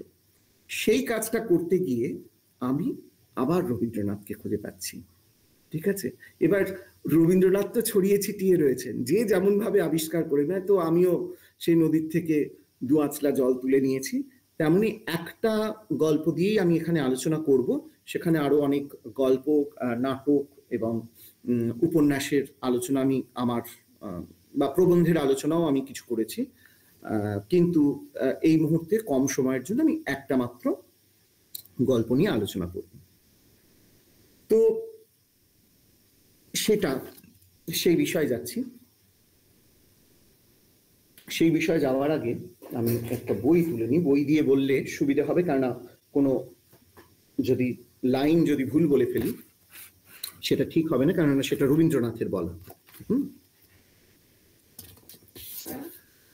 তো আমি দেখছি রবীন্দ্রনাথ কি করছেন, রবীন্দ্রনাথ কিভাবে, আমি একটু আগে আলোচনা করতে গিয়ে বললাম যে আমার যে বিষয় ছিল মানে তথাকথিত যে পুরুষতন্ত্রের নির্ধারিত যে লিঙ্গ বিভাজন, পুরুষ এবং নারী এবং তাদের মধ্যকার যে সম্পর্ক, তার বাইরে গিয়ে আবহমান কাল ধরে, অর্থাৎ সেই প্রথম থেকে চলে আসছে এমন একটি ধারা, মানে যৌন সংস্কৃতির ধারা, যেটা কিন্তু পৃথিবীর সর্বত্র বিরাজমান। কোনো পাশ্চাত্যের থেকে এসে কেউ সেটা দিয়ে যায়নি, কিংবা হঠাৎ করে একদিনে সেটা উদ্ভূত হয়নি, সেটা আবহমান কাল ধরে চলছে। তো সেই ধারায় রবীন্দ্রনাথ কিভাবে মিশে যাচ্ছেন, কিভাবে দেখছেন রবীন্দ্রনাথ সেই বিষয়গুলিকে, সেটা বলতে গিয়ে সবার প্রথমে আমি বলি যে ভারতীয় সংস্কৃতিতে বলা হয়, স্যার আছেন এখানে যদি সুখদেব স্যার থেকে থাকেন, কবিরেব প্রজাপতি, কবিরেব প্রজাপতি, অর্থাৎ কবি প্রজাপতি ব্রহ্মার মতন সমতুল আর কি। কবিরেব প্রজাপতি মানে কি? প্রজাপতি ব্রহ্মা, ব্রহ্মা মানে হলে সৃষ্টিকর্তা, পালনকর্তা বিষ্ণু, এবং ধ্বংস বা যাই বলি না কেন সেটা করে থাকেন আমাদের মহাদেব। মজার বিষয়টা হলো এই যে কবিরেব প্রজাপতি বলছি, প্রজাপতি ব্রহ্মার সমান সৃষ্টিকর্তা কাকে বলছি না? কবিকে। আর তোমরা জানো, আমরা জানি, পৃথিবীর সবাই জানে, যে কোনো কিছু সৃষ্টি করতে গেলে কিন্তু একটি নারী সত্তা এবং পুরুষ সত্তার প্রয়োজন হয়। একই ধরনের দুটি সত্তা দিয়ে কিন্তু কোনোভাবেই কোনো কিছু নতুন সৃষ্টি হতে পারে না। তাহলে কবি কে? কবি তিনি যার মধ্যে ওই পুরুষ সত্তা এবং নারী সত্তা একত্রে কাজ করবে। একজন কেউ যদি কম থাকে তাহলে সে কবি হয়ে উঠতে পারবেন না। কারণ সংস্কৃতি কিন্তু শুধুমাত্র গল্প লেখক ও উপন্যাসিক এই ধারণাগুলোতে ছিল না। যিনি নাট্যকার তাকেও কিন্তু কবি বলেই সম্বোধন করা হতো, কবিভাস কিংবা মহাকবি কালিদাস, তাই না? তো কবি সকলেই কবি, যারা সৃষ্টি করছেন তারা সকলেই কবি, সাহিত্য সৃষ্টিকারক। তো তাদের মধ্যে এই দ্বৈত সত্তার কথা বা তার উপস্থিতির কথা আমাদের ভারতীয় সংস্কৃতিতে বলেছে। এই সংস্কৃতির কথাই কিন্তু আবার আমরা রবীন্দ্রনাথে পাব। রবীন্দ্রনাথ প্রকৃতি পুরুষ যে প্রবন্ধ আছে, সেই প্রবন্ধ থেকে দু চারটে লাইন বলছি। জগৎ সৃষ্টির যে নিয়ম, আমাদের ভাব সৃষ্টিরও সেই নিয়ম। মনোযোগ করিয়া দেখিলে দেখা যায়, আমাদের মাথার মধ্যে প্রকৃতি পুরুষ দুইজন বাস করে। একজন ভাবের বীজ নিক্ষেপ করে, আর একজন তাহাই বহন করিয়া, পালন করিয়া, পোষণ করিয়া তাহাকে গঠিত করিয়া তোলেন। এখানে প্রকৃতি মানে হলো নারী, আর পুরুষ মানে তো তোমরা বুঝতেই পারছো। অর্থাৎ সেই যেন ধরিত্রী মাতা হলেন যেমন ধারিণী, তার উপর কি হচ্ছে, আকাশ থেকে বৃষ্টির বিন্দুগুলো পড়ছে যেন বীর্য স্বরূপ, এবং সে কিন্তু সন্তান ধারণ করছে, এই সুজলা সুফলা শস্য শ্যামলা হয়ে উঠছে। তো কবির মস্তিষ্ক বা মাথার মধ্যেও এই দুটি সত্তা আছে, সেখানে পুরুষের সেই বীজ নিক্ষেপ করছে এবং প্রকৃতি তাকেই সেটাকে জারিত করে নতুন একটা সন্তানের জন্ম দিচ্ছে। সেই সন্তানটা কি? তার সৃষ্টিশীল সত্তা জন্ম দিচ্ছে একটা নতুন কবিতা, গল্প, উপন্যাস কিংবা আরো নতুন অনেক কিছু, তাই না? তো সেই রকমই একটি বিষয় যে রবীন্দ্রনাথ লিখলেন একটি গল্প, সে গল্পের নাম গিন্নি। গিন্নি মানে পরিবারের যিনি কর্ত্রী, সেই গিন্নি। আর এই যে নারী পুরুষ যে একটু আগে যে বললাম, এই যে দ্বৈত সত্তা, এই দ্বৈত সত্তার বাইরে গিয়ে তিনি এই গল্পের মাধ্যমে কি করছেন? তথাকথিত পৌরুষ সম্পর্কে যে ধারণা মানে সমাজের মধ্যে আছে সেটাকে ভেঙে টুকরো টুকরো করে দিচ্ছেন। কিভাবে করছেন? তিনি পুরুষের মধ্য থেকে, পুরুষ যদি একটা কোনো ছাঁদ হয়, সেই পুরুষের ছাঁচটাকে ভেঙে দিচ্ছেন, সেই ছাঁচটাকে ভেঙে ভেতর থেকে পৌরুষটাকে বেরিয়ে করে আনছেন। যেটা দেখা যাচ্ছে মহিলার ছাঁচটাকে ভাঙলেও যে পৌরুষ বেরিয়ে আসছে, পুরুষের ছাঁচকে ভাঙলেও পৌরুষ বেরিয়ে আসছে। পৌরুষ কোনো পুরুষের একজনের হতে পারে না। তাহলে ঝাঁসি রানী লক্ষ্মীবাই হতে পারতেন না, তাহলে দেবী অহল্যাবাই হতে পারতেন না, তাই না? পৌরুষ মানে এটা নারীত্বর বিপরীতে নয়। পৌরুষ মানে এমন একটা বলিষ্ঠতা যেটা যে কোনো মানুষের মধ্যেই থাকতে পারে। আমরা সহজ কথায় বলি, শিরদাঁড়াটা সোজা কিনা বলো, তাই না? সেই শিরদাঁড়াটা সোজা হতে গেলে এই পৌরুষত্বের প্রয়োজন হয়। সেটার জন্য আলাদা করে পুরুষ নারী হতে হয় না। তোমরা নিজেরাও চোখের সামনে দেখবে, জীবন অভিজ্ঞতায় দেখবে, বহু পুরুষ থাকে শিরদাঁড়াটা সোজা নয়। ঠাকুর আরো সহজ করে বলে গেছে, মন মুখ এক করো। ঠাকুর মানে ঠাকুর শ্রীরামকৃষ্ণ। মন আর মুখটা এক নয়, মনের মধ্যে যেটা আছে মুখের মধ্যে সেটা নেই, ফলে তো তার শিরদাঁড়া সোজা থাকতে পারে না, সেটা হেলে যাবে। ঠিক আছে? তো সেই রকম ব্যক্তি কিন্তু রবীন্দ্রনাথ নন। রবীন্দ্রনাথ বলছেন পুরুষ মানে পুরুষকার, সেই পরম পুরুষের সঙ্গে সেই পৌরুষের তুলনা হচ্ছে। যাই হোক, গিন্নি গল্পটার মধ্যে দিয়ে আমরা যাই। আবার একটু গল্পটার বিষয়ে ছোট্ট আলোচনা লিখে এনেছি, সেটুকু পড়ি, পড়লে আবার বলতে পারবো। গিন্নি গল্পটির বিষয় এইরকম যে আশু নামের একটি ছেলে, যে পড়াশোনায় ভালো এবং কিন্তু চুপচাপ, একটু দেরি করে স্কুলে আসে এবং যে কারণে সে প্রতিদিন মাস্টার মশাইয়ের বকা খায়, শাস্তি পায়। আশু ক্লাসের মধ্যে নিতান্ত বেচারা ভালো মানুষ ছিল, কাহাকেও কিছু বলিত না, বড় লাজুক, বোধহয় বয়সে সকলের চেয়ে ছোট, সকল কথাতেই মৃদু মৃদু হাসিত। এহেন আশু একটি ছুটির দিনে সে তাদের বাড়ির গাড়ি বারান্দায় তার ছোট বোনটির কোনো খেলার সঙ্গী না থাকার কারণে বোনের পুতুল খেলার একমাত্র সঙ্গী হয়ে ওঠে। সেদিন যখন তারা পুতুলের বিয়ের আয়োজন করছিল, ঠিক সেই সময় পথ চলতি আশুর স্কুলের শিবনাথ পণ্ডিত অর্থাৎ মাস্টার মশাই তাকে দেখতে পান এবং ঘটনাটা পুরো দেখেন। পরের দিন ক্লাসে তিনি খুব রসিয়ে রসিয়ে বাকি ছেলেদের সামনে সেই ঘটনার উল্লেখ করেন এবং আশুর একটি নতুন নামকরণ করেন, গিন্নি। এই গিন্নি নামকরণের ফলে আশু লজ্জায় ক্লাসে অধোবদন হয়ে থাকে। ক্লাস শেষ হয়ে যায়, সমস্ত ছেলেরা আশুকে ঘিরে ধরে গিন্নি গিন্নি বলে খেপাতে থাকে। আশুর দু চোখ দিয়ে জল পড়তে থাকে। সে বুঝতে পারে না যে সে কি দোষ করেছে, কি অন্যায় করেছে। একটা ছুটির দিনে তার ছোট বোনটির খেলার সঙ্গী হয়ে শিবনাথ পণ্ডিত বিশ্রাম গৃহে জলযোগ করিয়া নিশ্চিন্ত মনে তামাক খাইতে লাগিলেন। ছেলেরা পরমাহ্লাদে আশুকে ঘিরিয়া গিন্নি গিন্নি করিয়া চিৎকার করিতে লাগিল। সেই ছুটির দিনের ছোট বোনের সহিত খেলা জীবনের একটি সর্বপ্রধান লজ্জাজনক ভ্রম বলিয়া আশুর কাছে বোধ হইতে লাগিল। পৃথিবীর লোক কোনো কালেও যে সেদিনের কথা ভুলিয়া যাইবে, এ তাহার মনে বিশ্বাস হইল না। গল্পটার মধ্যে দিয়ে আমরা কি বললাম? দেখতে পেলাম আশু নামের একটি ছেলে, সে একটি স্কুলে যায়। স্কুলে যাওয়ার পর সে খুবই মৃদুভাষী, লাজুক একটি ছেলে। স্কুলে যায়, ঠিক আছে, সকলের মজার খোরাক যে সে, সেটুকু তো বোঝা যাচ্ছে, সকলের থেকে আলাদা, খেলতেও যায় না সবার সাথে। বাড়িতে এক বৃষ্টির দিনে তার বোনের যে বান্ধবীরা তারা তার সাথে খেলতে আসেনি, তাই আশু তার সাথে খেলছিল। এমতাবস্থায় বারান্দায় বসে আশুকে খেলতে দেখলো কে? শিবনাথ পণ্ডিত, স্কুলের শিবনাথ পণ্ডিত মাস্টার মশাই। দেখে পরের দিন তখন কিছু বললো না, পরের দিন স্কুলে গিয়ে সেই ঘটনাটা সবাইকে বলল। বোনের সঙ্গে কি খেলছিল আশু? পুতুল খেলছিল। সেই পুতুল খেলাটা যে একটা মেয়েলি কাজ, একটা মেয়েলি খেলা, সেই খেলার কথা উল্লেখ করে ক্লাসরুমে প্রচুর হাসাহাসি হলো এবং শিবনাথ পণ্ডিত একটা নামকরণ করে দিলেন আশুর, গিন্নি বলে। এবং গিন্নি এই নামকরণে কতটা তাই সেই একটা 8, 9, 10 বছরের বাচ্চাকে আহত করা যায় ভেবে দেখো। যে সেই আহত সে এতটা হলো যে সে মনে ভাবলো আর বোধহয় কেউ কোনোদিন এই নামটা আমার যে গিন্নি দিয়ে দেওয়া হয়েছে, এই নামটা বোধহয় আর ভুলে যাবে না। এই গল্পটার মধ্যে দিয়ে রবীন্দ্রনাথ মানে কি বলতে চাইলেন?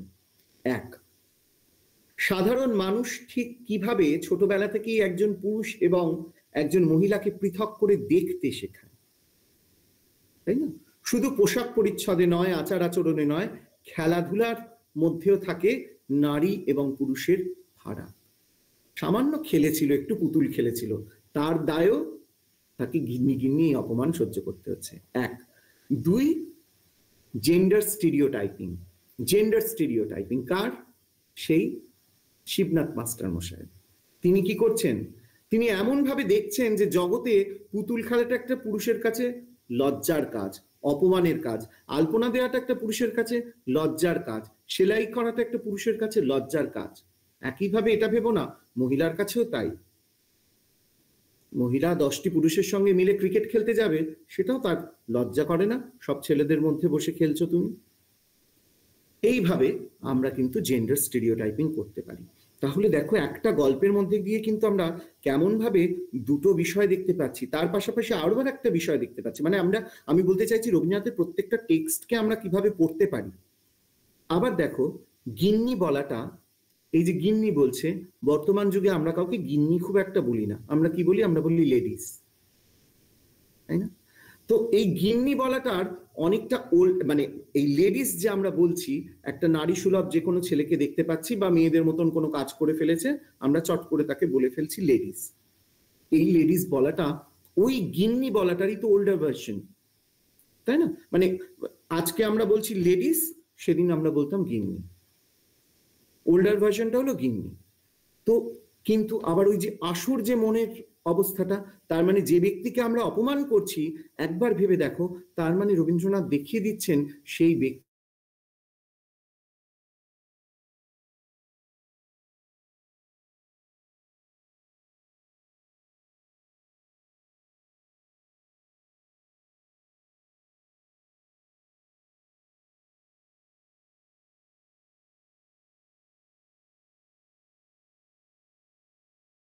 সেটা হলো রবীন্দ্রনাথ ওই একটা ছোট গল্পের মধ্যে দিয়ে, গিন্নি গল্পটা ছোট গল্প এবং অত্যন্ত কম পৃষ্ঠার গল্প, একটু পড়ে তোমরা দেখতে পারো যে হয়তো তোমরা আরো নতুন আঙ্গিক তার মধ্যে থেকে বার করে আনতে পারবে।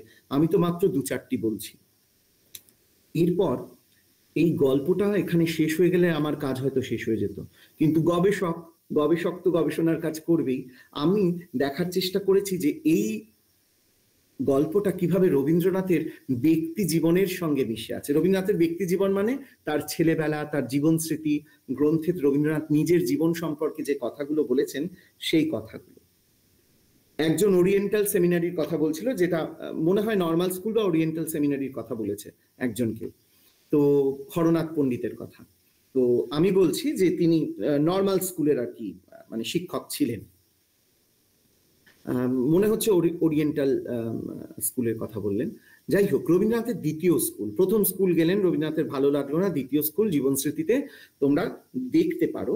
রবীন্দ্রনাথ কিন্তু একেবারে সেই আশুর মতনই একটি ছেলে। রবীন্দ্রনাথ তার জীবন স্মৃতিতে একেবারে স্পষ্ট ভাষায় বলেছেন, এটা আমি নিজের লেখা থেকে পাঠ করছি, তাকে যখন স্কুলে পাঠানো হতো তিনি শ্রেণীকক্ষের এক কোণে চুপ করে জানলার দিকে মুখ করে বসে থাকতেন। আর যখন বিরতি হতো, অর্থাৎ টিফিন, যে সময় ছেলেরা খেলাধুলো করত, তিনি কারোর সঙ্গে মিশতেন না, কোনো খেলায় অংশ নিতেন না, কারণ এই ছেলেদের যে আচরণ বা যা তাদের কথাবার্তা, তা কোথাও একটা তার রুচিতে বা শালীনতা বোধে গ্রহণ করতে পারতেন না। তাদের আচরণ তার কুরুচিকর মনে হতো। শুধু ছেলেদের নয়, স্কুলের পণ্ডিতদের কথাও তিনি বলেছেন যে তারা ছাত্রদের নানাভাবে কটূক্তি করতেন, তাদের কোনো না কোনো চেহারার বৈশিষ্ট্য নিয়ে বা অন্য কিছু একটা নিয়ে তারা সমালোচনা করতেন। এবং এইখানে বলতে গিয়ে তিনি হরনাথ পণ্ডিতের কথা বলেছেন, একেবারে মিলিয়ে ফেলো যে নর্মাল স্কুল 1870 সালে তিনি পড়েছেন, এই জন্য রবীন্দ্রনাথের ওই জীবনপঞ্জি অত বলেছিলাম। 1870 সাল, 61তে জন্ম, মাত্র 9 বছরের ছেলে রবীন্দ্রনাথের অবজারভেশনটাকে খালি পাবো, যে সে কিভাবে দেখছে যে স্কুলে তার ভালো লাগছে না, বাকি বন্ধুদের আচার আচরণ কথাবার্তা তার ভালো লাগছে না, কুরুচিকর মনে হচ্ছে, এমনকি শিক্ষকরা তারাও কিন্তু ছাত্রদের ছাড়ছেন না, তাদেরকে কটূক্তি করছেন, তাদের আচার আচরণ নিয়ে বা তাদের দৈহিক কাঠামো নিয়ে বিভিন্ন রকমের মানে খারাপ কথা বলছেন, মাত্র 9-10 বছরের বাচ্চাগুলোকে। তো রবীন্দ্রনাথ 9 বছরে সেই নর্মাল স্কুলের অভিজ্ঞতা হলো মাস্টারমশাই হরনাথ পণ্ডিতের সাথে। ক্রমশ নর্মাল স্কুলের স্মৃতিটা যেখানে ঝাপসা অবস্থা পার হইয়া স্ফুটতর হইয়া ওঠে, সেখানে কোনো কোনো অংশেই তাহা লেশমাত্র মধুর নহে। ছেলেদের সঙ্গে যদি মিশিতে পারিতাম তবে বিদ্যাশিক্ষার দুঃখ তেমন অসহ্য বোধ হইত না, কিন্তু সে কোনো মতে ঘটে নাই। অধিকাংশ ছেলেরই সংস্রব এমন অসুচি এবং অপমানজনক ছিল যে ছুটির সময় আমি চাকরকে লইয়া দোতলায় রাস্তার দিকের এক জানলার কাছে একলা বসিয়া কাটাইতাম। একেবারে আশুর মতো অবস্থা। মনে মনে হিসেব করিতাম, 1 বৎসর, 2 বৎসর, 3 বৎসর, আর কত বৎসর এমন করিয়া কাটাইতে হইবে। শিক্ষকদের মধ্যে একজনের কথা আমার মনে আছে, তিনি এমন কুৎসিত ভাষা ব্যবহার করতেন যে তাহার প্রতি অশ্রদ্ধাবশত তাহার কোনো প্রশ্নেরই উত্তর করিতাম না। সম্বৎসরে তাহার ক্লাস আমি সকল ছাত্রের শেষে নীরবে বসিয়া থাকিতাম। যখন পড়া চলিত তখন সে আকাশে পৃথিবীর অনেক দুরূহ সমস্যার মীমাংসা করিতে চেষ্টা করিতাম। মানে তিনি পড়া মনোযোগ দিয়ে শুনতেন না। সেই ব্যক্তিটি কে বা মাস্টারমশাইটি কে? হরনাথ পণ্ডিত। এবং সেই হরনাথ পণ্ডিত গল্পের মধ্যে কি নাম দিয়ে এসেছে? শিবনাথ পণ্ডিত। মানে একেবারে গিন্নি গল্পের রূপটা দেখো, রবীন্দ্রের জীবনকে দেখলে সেখানে পুরো খুঁজে পাচ্ছি। গবেষক হিসেবে আমাদেরকে সেই কাজটা করতে হবে। জীবন স্মৃতির মানে বাংলা শিক্ষা অবসান নামক জায়গাতে বেঙ্গল একাডেমিতে পড়তে গেছেন। প্রথমে ওরিয়েন্টাল সেমিনারি, তারপর নর্মাল স্কুল, তারপর বেঙ্গল একাডেমি, তারপরে তো সেন্ট জেভিয়ার্স। বেঙ্গল একাডেমিতে তিনি যখন পড়তে গেলেন সেখানে আরো অদ্ভুত অদ্ভুত ঘটনা ঘটলো। একটি ছেলে তাকে, তিনি বলেছেন অদ্ভুত পত্র, বিষয়টা ভালোভাবে পড়লে বোঝা যায়, তাকে প্রায় প্রেমপত্র দিয়ে বসলো। কেন? তার পিছনেও আরো মজা আছে। তার মজাটা হলো যে রবীন্দ্রনাথ খুব ভালো সুরেলা গান গাইতেন এবং তিনি বলেছেন তার কণ্ঠস্বর পুরুষালী ছিল না, খুব মোলায়েম চিকন টাইপের তার মানে ধরনের আর কি তার কণ্ঠস্বর ছিল। আচার আচরণ খুব সুললিত, দেখতে তিনি খুব সুকুমার ছিলেন। ফলত মানে তার ক্লাসের বাকি বেঙ্গল যে একাডেমির বাকি ছেলেরা মনে করত যে কোনো মহিলা, তৎকালীন সময় মেয়েরা যেহেতু মেয়েদের স্কুলে যেতে পারতো না, তো কোনো এক ধনী পরিবারের মহিলা সন্তান আর কি, বাচ্চা মেয়ে, সে ছেলেদের বেশ ধরে রবীন্দ্রনাথ সেজে এসে তাদের মধ্যে পড়াশুনো করে যাচ্ছে। এই ভেবে তাকে নিয়ে কিন্তু বিভিন্ন রকমের আলোচনা হতো। এবং রবীন্দ্রনাথের যে ভাগিনা যে সত্যপ্রসাদ, সেও সেই বিষয়টাতে মানে সেই আগুনে ঘৃতাহুতি দেওয়ার মতো ওই রকম কাজ করেছে। সে বলেছে হ্যাঁ সত্যি সত্যি রবীন্দ্রনাথ একটি মহিলা, সে পুরুষের বেশ ধরে এসে পড়াশুনো শিখে যাচ্ছে। ফলত রবীন্দ্রনাথকে কি করা হলো, তার এক বন্ধু তাকে অদ্ভুত অদ্ভুত কিছু পত্র পাঠালেন। মানে খুব বিষয়টার গভীরে গেলে বোঝা যায়, তাকে প্রেমপত্র পর্যন্ত পাঠিয়ে দিলেন। এবং সেখানে তো যাই হোক সব শেষ হলো। শেষ হওয়ার পর রবীন্দ্রনাথ যেগুলো অনুভব করছেন বেঙ্গল একাডেমির যে লাফানোর পরীক্ষা, সেই লাফানোর পরীক্ষায় গিয়ে রবীন্দ্রনাথ বাঁ পা আগে ফেলেছিলেন। লাফানোর পরীক্ষাতে বাঁ পা আগে ফেলায় প্রথমত তার সম্পর্কে মানুষের ধারণা হয়ে যাচ্ছে এটি পুরুষ নয় মেয়ে। তাহলে এখান থেকে এই যে মজার কথাটা বলবার চেষ্টা করছিলাম, একবার তোমরা ভেবে দেখো যে আমরা কিভাবে পুরুষতন্ত্র আমাদেরকে গ্রাস করে ফেলেছে, তাই না? এমন ভাবে গ্রাস করে ফেলেছে, আমরা একটি ছেলের পা ফেলা নিয়ে বা একজন মানুষের পাটা সে কোন পাটা আগে ফেলছে সেটা ধরে আমরা ধারণা করছি যে ও পুরুষ না কেউ না। মানে কিরকম ভাবে। এবং রবীন্দ্রনাথ একেবারে জীবনের শেষ পর্যায়ে গিয়ে 1940 সালে আমাদের খুবই কাছে মংপুতে রবীন্দ্রনাথ এসে উঠেছিলেন মৈত্রী দেবীর বাড়িতে। এবং মৈত্রী দেবীর সঙ্গে তিনি তার এই ছোটবেলার কথা বলছেন। এবং বলতে গিয়ে আরো ভয়ানক একটি কথা বলেছিলেন। তিনি একদা স্কুলে তো গেলেন, লন্ডন বিশ্ববিদ্যালয়ে গেলেন, ভারতে এসে তিনি একদা একটি কলেজে গিয়েছিলেন, খুব নামকরা কলেজ, হিন্দু কলেজ, মানে বর্তমানে প্রেসিডেন্সি কলেজ। হিন্দু কলেজে তিনি একবার বক্তৃতা শুনতে গেলেন, লেকচার, তখনকার সময় বলা হতো লেকচার শুনতে যাওয়া। লেকচার শুনতে যাওয়ার তার অভিজ্ঞতা, সেইটা তিনি বলছেন মৈত্রী দেবীকে। ছোট্ট একটা কথা, অধিকাংশ ছেলেদের গল্প আলোচনায় এমন একটা অসুচি কুৎসিত ভাব ছিল, আমি কিছুতেই সহ্য করতে পারতাম না। আমার যেন গা কেমন করত। বড় হয়ে একবার মাত্র কলেজে গিয়েছিলাম লেকচার শুনতে। আগে বন্দোবস্ত করা হয়েছিল, গেলুম তো উৎসাহ নিয়ে। তখন আমার বড় বড় চুল ছিল, গলাও মোলায়েম ছিল। ঘরে ঢোকা মাত্র ছেলেরা বললে, এই যে বাইজি যে। তখনই আমি বুঝলুম এ চলবে না, এ সঙ্গ আমার আর কখনো যাইনি। ভেবে দেখো কি ভয়ানক কথা। রবীন্দ্রনাথ, একজন যুবক রবীন্দ্রনাথকে দেখেও অপমান করা হচ্ছে কি বলে? বাইজি বলে। তাকে বলা হচ্ছে এই যে বাইজি যে। ফলত রবীন্দ্রনাথ এতটাই দুঃখিত হলেন যে রবীন্দ্রনাথ আর কোনোদিন কলেজের লেকচার শুনতে গেলেন না।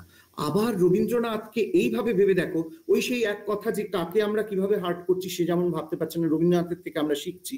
রবীন্দ্রনাথ দেখিয়ে দিচ্ছেন যে কাউকে কোনোভাবে ছোট কথা বলে বা অন্য কিছু বলে তাকে আঘাত করো না। তেমন আবার সেই মানে চিরটা, আয়নার মধ্যে যে চিরটা পড়ে যায়, সেই চিরটা কতদিন অবধি থাকে একবার ভেবে দেখো। সে হয়তো 19 বছর বয়সে শুনতে গেছে, 9 বছর বয়সে সেই বালক রবীন্দ্রনাথ, 1870-71 রবীন্দ্রনাথ। আবার 19 বছর বয়সে হয়তো তিনি বক্তব্য শুনতে গেছেন, 19-20 বছর বয়সে। সেই কথা তিনি তার 80 বছর বয়সে, 79 বছর বয়সে সে 1940 সালে বলছেন। তার মানে কি, তিনি জীবনের এতগুলো বছর পার করেছেন, অনেক কিছু ভুলে গেছেন, কিন্তু সেই অবমাননা, সেই অপমানকর অবস্থার কথা, পরিস্থিতির কথা তার মনের মধ্যে কিন্তু দাগ কেটে গেছে। দাগের থেকেও বড় কথা হলো আঁচড় কেটে দিয়ে গেছে, এবং সেটাতে অবশ্যই তিনি রক্তাক্ত হয়েছিলেন। যাই হোক, এইভাবে আমি আমার নিজস্ব গবেষণা কর্মের কিন্তু বেশ কিছু কিছু জায়গা দেখেছি। সেখানে কখনো চিত্রাঙ্গদা আছে, কখনো গোড়ায় গলদ নাটক আছে, বা মালিনী নাটক এসছে, অন্যান্য বহু বহু উপন্যাস, রবীন্দ্রনাথের উপন্যাসে এই ধরনের বিভিন্ন সম্পর্ক, মৈত্রী রতির সম্পর্ক বিভিন্ন ভাবে এভাবে এসছে। তো সেগুলো তো আমাদের আজকের আলোচনার বিষয় না, কিন্তু আমি এগুলো কেন বললাম? এগুলো একটা কারণের জন্যই বললাম যে আমাদের বিষয় ছিল প্রজন্ম থেকে প্রজন্মান্তরে রবীন্দ্রনাথ বা প্রজন্মান্তরে রবীন্দ্রনাথ। তো এই যে প্রজন্ম থেকে প্রজন্মান্তরে রবীন্দ্রনাথকে দেখা বিভিন্ন দৃষ্টিভঙ্গিতে, আজ অব্দি আমরা রবীন্দ্রনাথকে কতভাবে দেখেছি। তোমরা এখানে যতজন আছো, এই মুহূর্তে আমি দেখতে পাচ্ছি 46, আমাকে যদি আমি বাদ রাখি তাহলে 45 জন আছো। তাহলে সেই 45 জন কিংবা এর আগেও যারা ছিলেন, হয়তো কোনো কারণে বেরিয়ে যেতে বাধ্য হয়েছেন, যেভাবেই হোক তারা প্রত্যেকের কাছেই কিন্তু রবীন্দ্রনাথ একটা আলাদা আলাদা সত্তা, এবং তারা নিজেদের মতন করে করে কিন্তু রবীন্দ্রনাথকে উপলব্ধি করেছেন, তাই না? এবং রবীন্দ্রনাথকে নিয়ে বিচার বিশ্লেষণ করেছেন। এইটাই হলো আমার কাছে প্রজন্মান্তরে রবীন্দ্রনাথ। কেননা তিনি তো সেই ওই মহাকালের মহাবিশ্বের, আর তার কাছে এই ম্যাসকুলিনিটি, ফেমিনিটি বা আদার্স কোনো জেন্ডার, এই সমস্ত কোনো কিছুর কোনো অস্তিত্ব নেই। মানে মহাবিশ্বের কাছে কিন্তু, মহাকালের কাছে কিন্তু এই সমস্ত অত্যন্ত ক্ষুদ্র, আমরা ক্ষুদ্র প্রাণ এক। তার জন্য আমি মানে আর একটা পংক্তি লিখে এনেছিলাম যে তারই প্রকাশ করি আপনি মরি, তবে আমার দুঃখ মেটে। রবীন্দ্রনাথ খালি কেবল ওই তরিতে ভিড়তে ভিড়তে যে ঘাটে গেছেন সেটাকে প্রকাশ করবার জন্যই তিনি মানে ব্যাকুল ছিলেন। আর সেই ব্যাকুলতার মধ্যে দিয়ে তার মনের যে দুঃখ কষ্ট, এই যে একটু আগে তার জীবনের মধ্যে দেখেছি, ওই প্রকাশ তত্ত্বের মধ্যে দিয়ে তার জীবনের সমস্ত দুঃখ মিটে গেছে। তো আমরা তো গবেষক, আমি আজকে রবীন্দ্রনাথকে যেভাবে দেখছি, আমি জানি আজ থেকে 5 বছর পর আবার যখন রবীন্দ্রনাথকে পড়বো তখন নতুন ভাবে দেখবো। আজকে তোমাদের জন্য সত্যি কথা বলতে আজকে শুধু দুপুরটুকু পড়বার সময় পেয়েছি, কারণ আমি একটু ব্যস্ত ছিলাম যে কোনো কারণেই হোক। দুপুরটুকু পড়তে গিয়ে যে কারণের জন্য মানে খুব স্মৃতিতে ধরতে পারিনি বলে দেখে দেখে কিছু কিছু পাঠ করতে হলো। তো যাই হোক, দুপুরটুকু পড়েছিলাম। তো পড়তে গিয়ে আমি যখন আবার গিন্নি গল্পটা পড়ছি, গিন্নি গল্পটা পড়তে গিয়ে আবার মনে হচ্ছে যে আবার বোধহয় নতুন কিছু আমি পেয়ে যাচ্ছি। তো তোমরা যখন এবার থেকে রবীন্দ্রনাথকে পড়বে দেখবে কত নতুন নতুন কিছু পাচ্ছ, সেগুলো তোমাদেরকে কিন্তু সত্যিই ঋদ্ধ করবে। একবার মানে ভেবে রবীন্দ্রনাথকে পড়ো, একটা রবীন্দ্রনাথের গান শুনো, একটাই গান বারবার শুনো, একটা ছোট গল্প বারবার পড়ো, কত কিছু নতুন ভাবে দেখতে পাবে। আমাদের প্রজন্ম তার মানে কি নতুন নতুন ভাবে রবীন্দ্রনাথকে আবিষ্কার করতে থাকবে। প্রজন্মান্তরে রবীন্দ্রনাথ এই যে নামকরণ, এর মধ্য দিয়ে আমি মনে করি যে নতুন একটা আবিষ্কার রবীন্দ্রনাথকে, সেটা আমি আমার মতন করে করেছি, আবার বাকিরা তাদের মতন করে করবে। তোমাদের সবাইকে শুভেচ্ছা রইল। রবীন্দ্রনাথকে আমাদের সত্যিই পড়তে হবে, আমরা ভালো করে পড়ি। ধন্যবাদ। আমি 1 ঘন্টা পার করেছি, 1 ঘন্টা 10 minute. Thank you so much, sir, for your enlightening speech. আমাদের mystic force of science and সোসাইটির পক্ষ থেকে আপনাকে অসংখ্য ধন্যবাদ। রবীন্দ্রনাথ সে যুগেও জেন্ডার স্টিরিওটাইপিং নিয়ে এভাবে আলোচনা করে গেছেন, সেটা আমার কাছেও ভীষণ নতুন। আমি এই সেশনে যুক্ত হতে পেরে ভীষণ খুশি হয়েছি, আর আশা করছি যে এর পরবর্তী যে সেশনগুলো হবে সেখানেও আমরা আপনাকে এভাবেই আমাদের পাশে পাবো। আমরা ভীষণ ফর্চুনেট হব যদি আপনি পরবর্তীতেও আমাদের সাথে এভাবেই যুক্ত থাকেন। অসংখ্য ধন্যবাদ স্যার। চলে যাচ্ছি আমাদের পরবর্তী পর্বে, একটি প্রশ্নোত্তর পর্বে। দর্শকবৃন্দের মধ্যে যদি এমন কেউ উপস্থিত থাকেন যার মনে কোনো প্রশ্ন রয়েছে, তাহলে দয়া করে নিজেকে আনমিউট করে সেই প্রশ্ন আমাদের সামনে রাখতে পারেন, কিংবা আপনারা আপনাদের যে প্রশ্ন রয়েছে সেটা চ্যাট বক্সেও লিখে আমাদেরকে জানাতে পারেন। আমরা অবশ্যই সেই প্রশ্নের সমাধান করবার চেষ্টা করব। So we are going to start a question answer session now. If there is anyone who has any question or queries, please feel free to unmute yourself and ask the question, or you can also type your question into the chat box. We will make sure to address them. Thank you so much.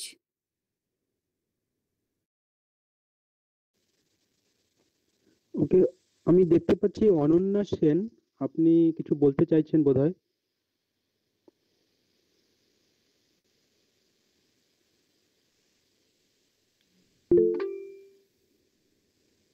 Yes, yes, please unmute yourself and ask the question.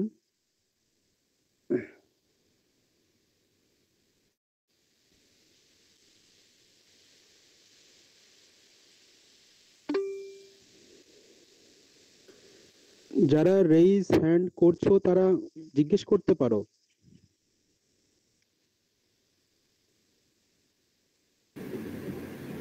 Sir, আপনি যদি কিছু বই আমাদের suggest করেন যেগুলো আমরা পড়ে আরো সমৃদ্ধ হতে পারবো।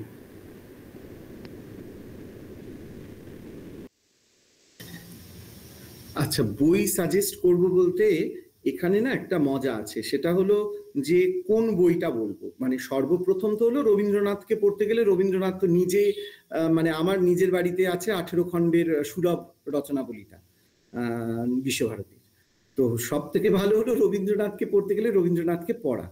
আর আমরা যেহেতু বাঙালি, বাংলা মানে এটা আমাদের কাছে মানে অনেক সুবিধার জায়গা যে আমরা বাঙালি এবং বাংলায় আমরা রবীন্দ্রনাথকে পড়তে পারবো। কেননা তোমরা জানবে ফার্সি ভাষায় একটা কথা হয়, ত্র্যাদুরে ত্র্যাদুত্তারে, মানে হলো অনুবাদক মাত্রেই বিশ্বাসঘাতক।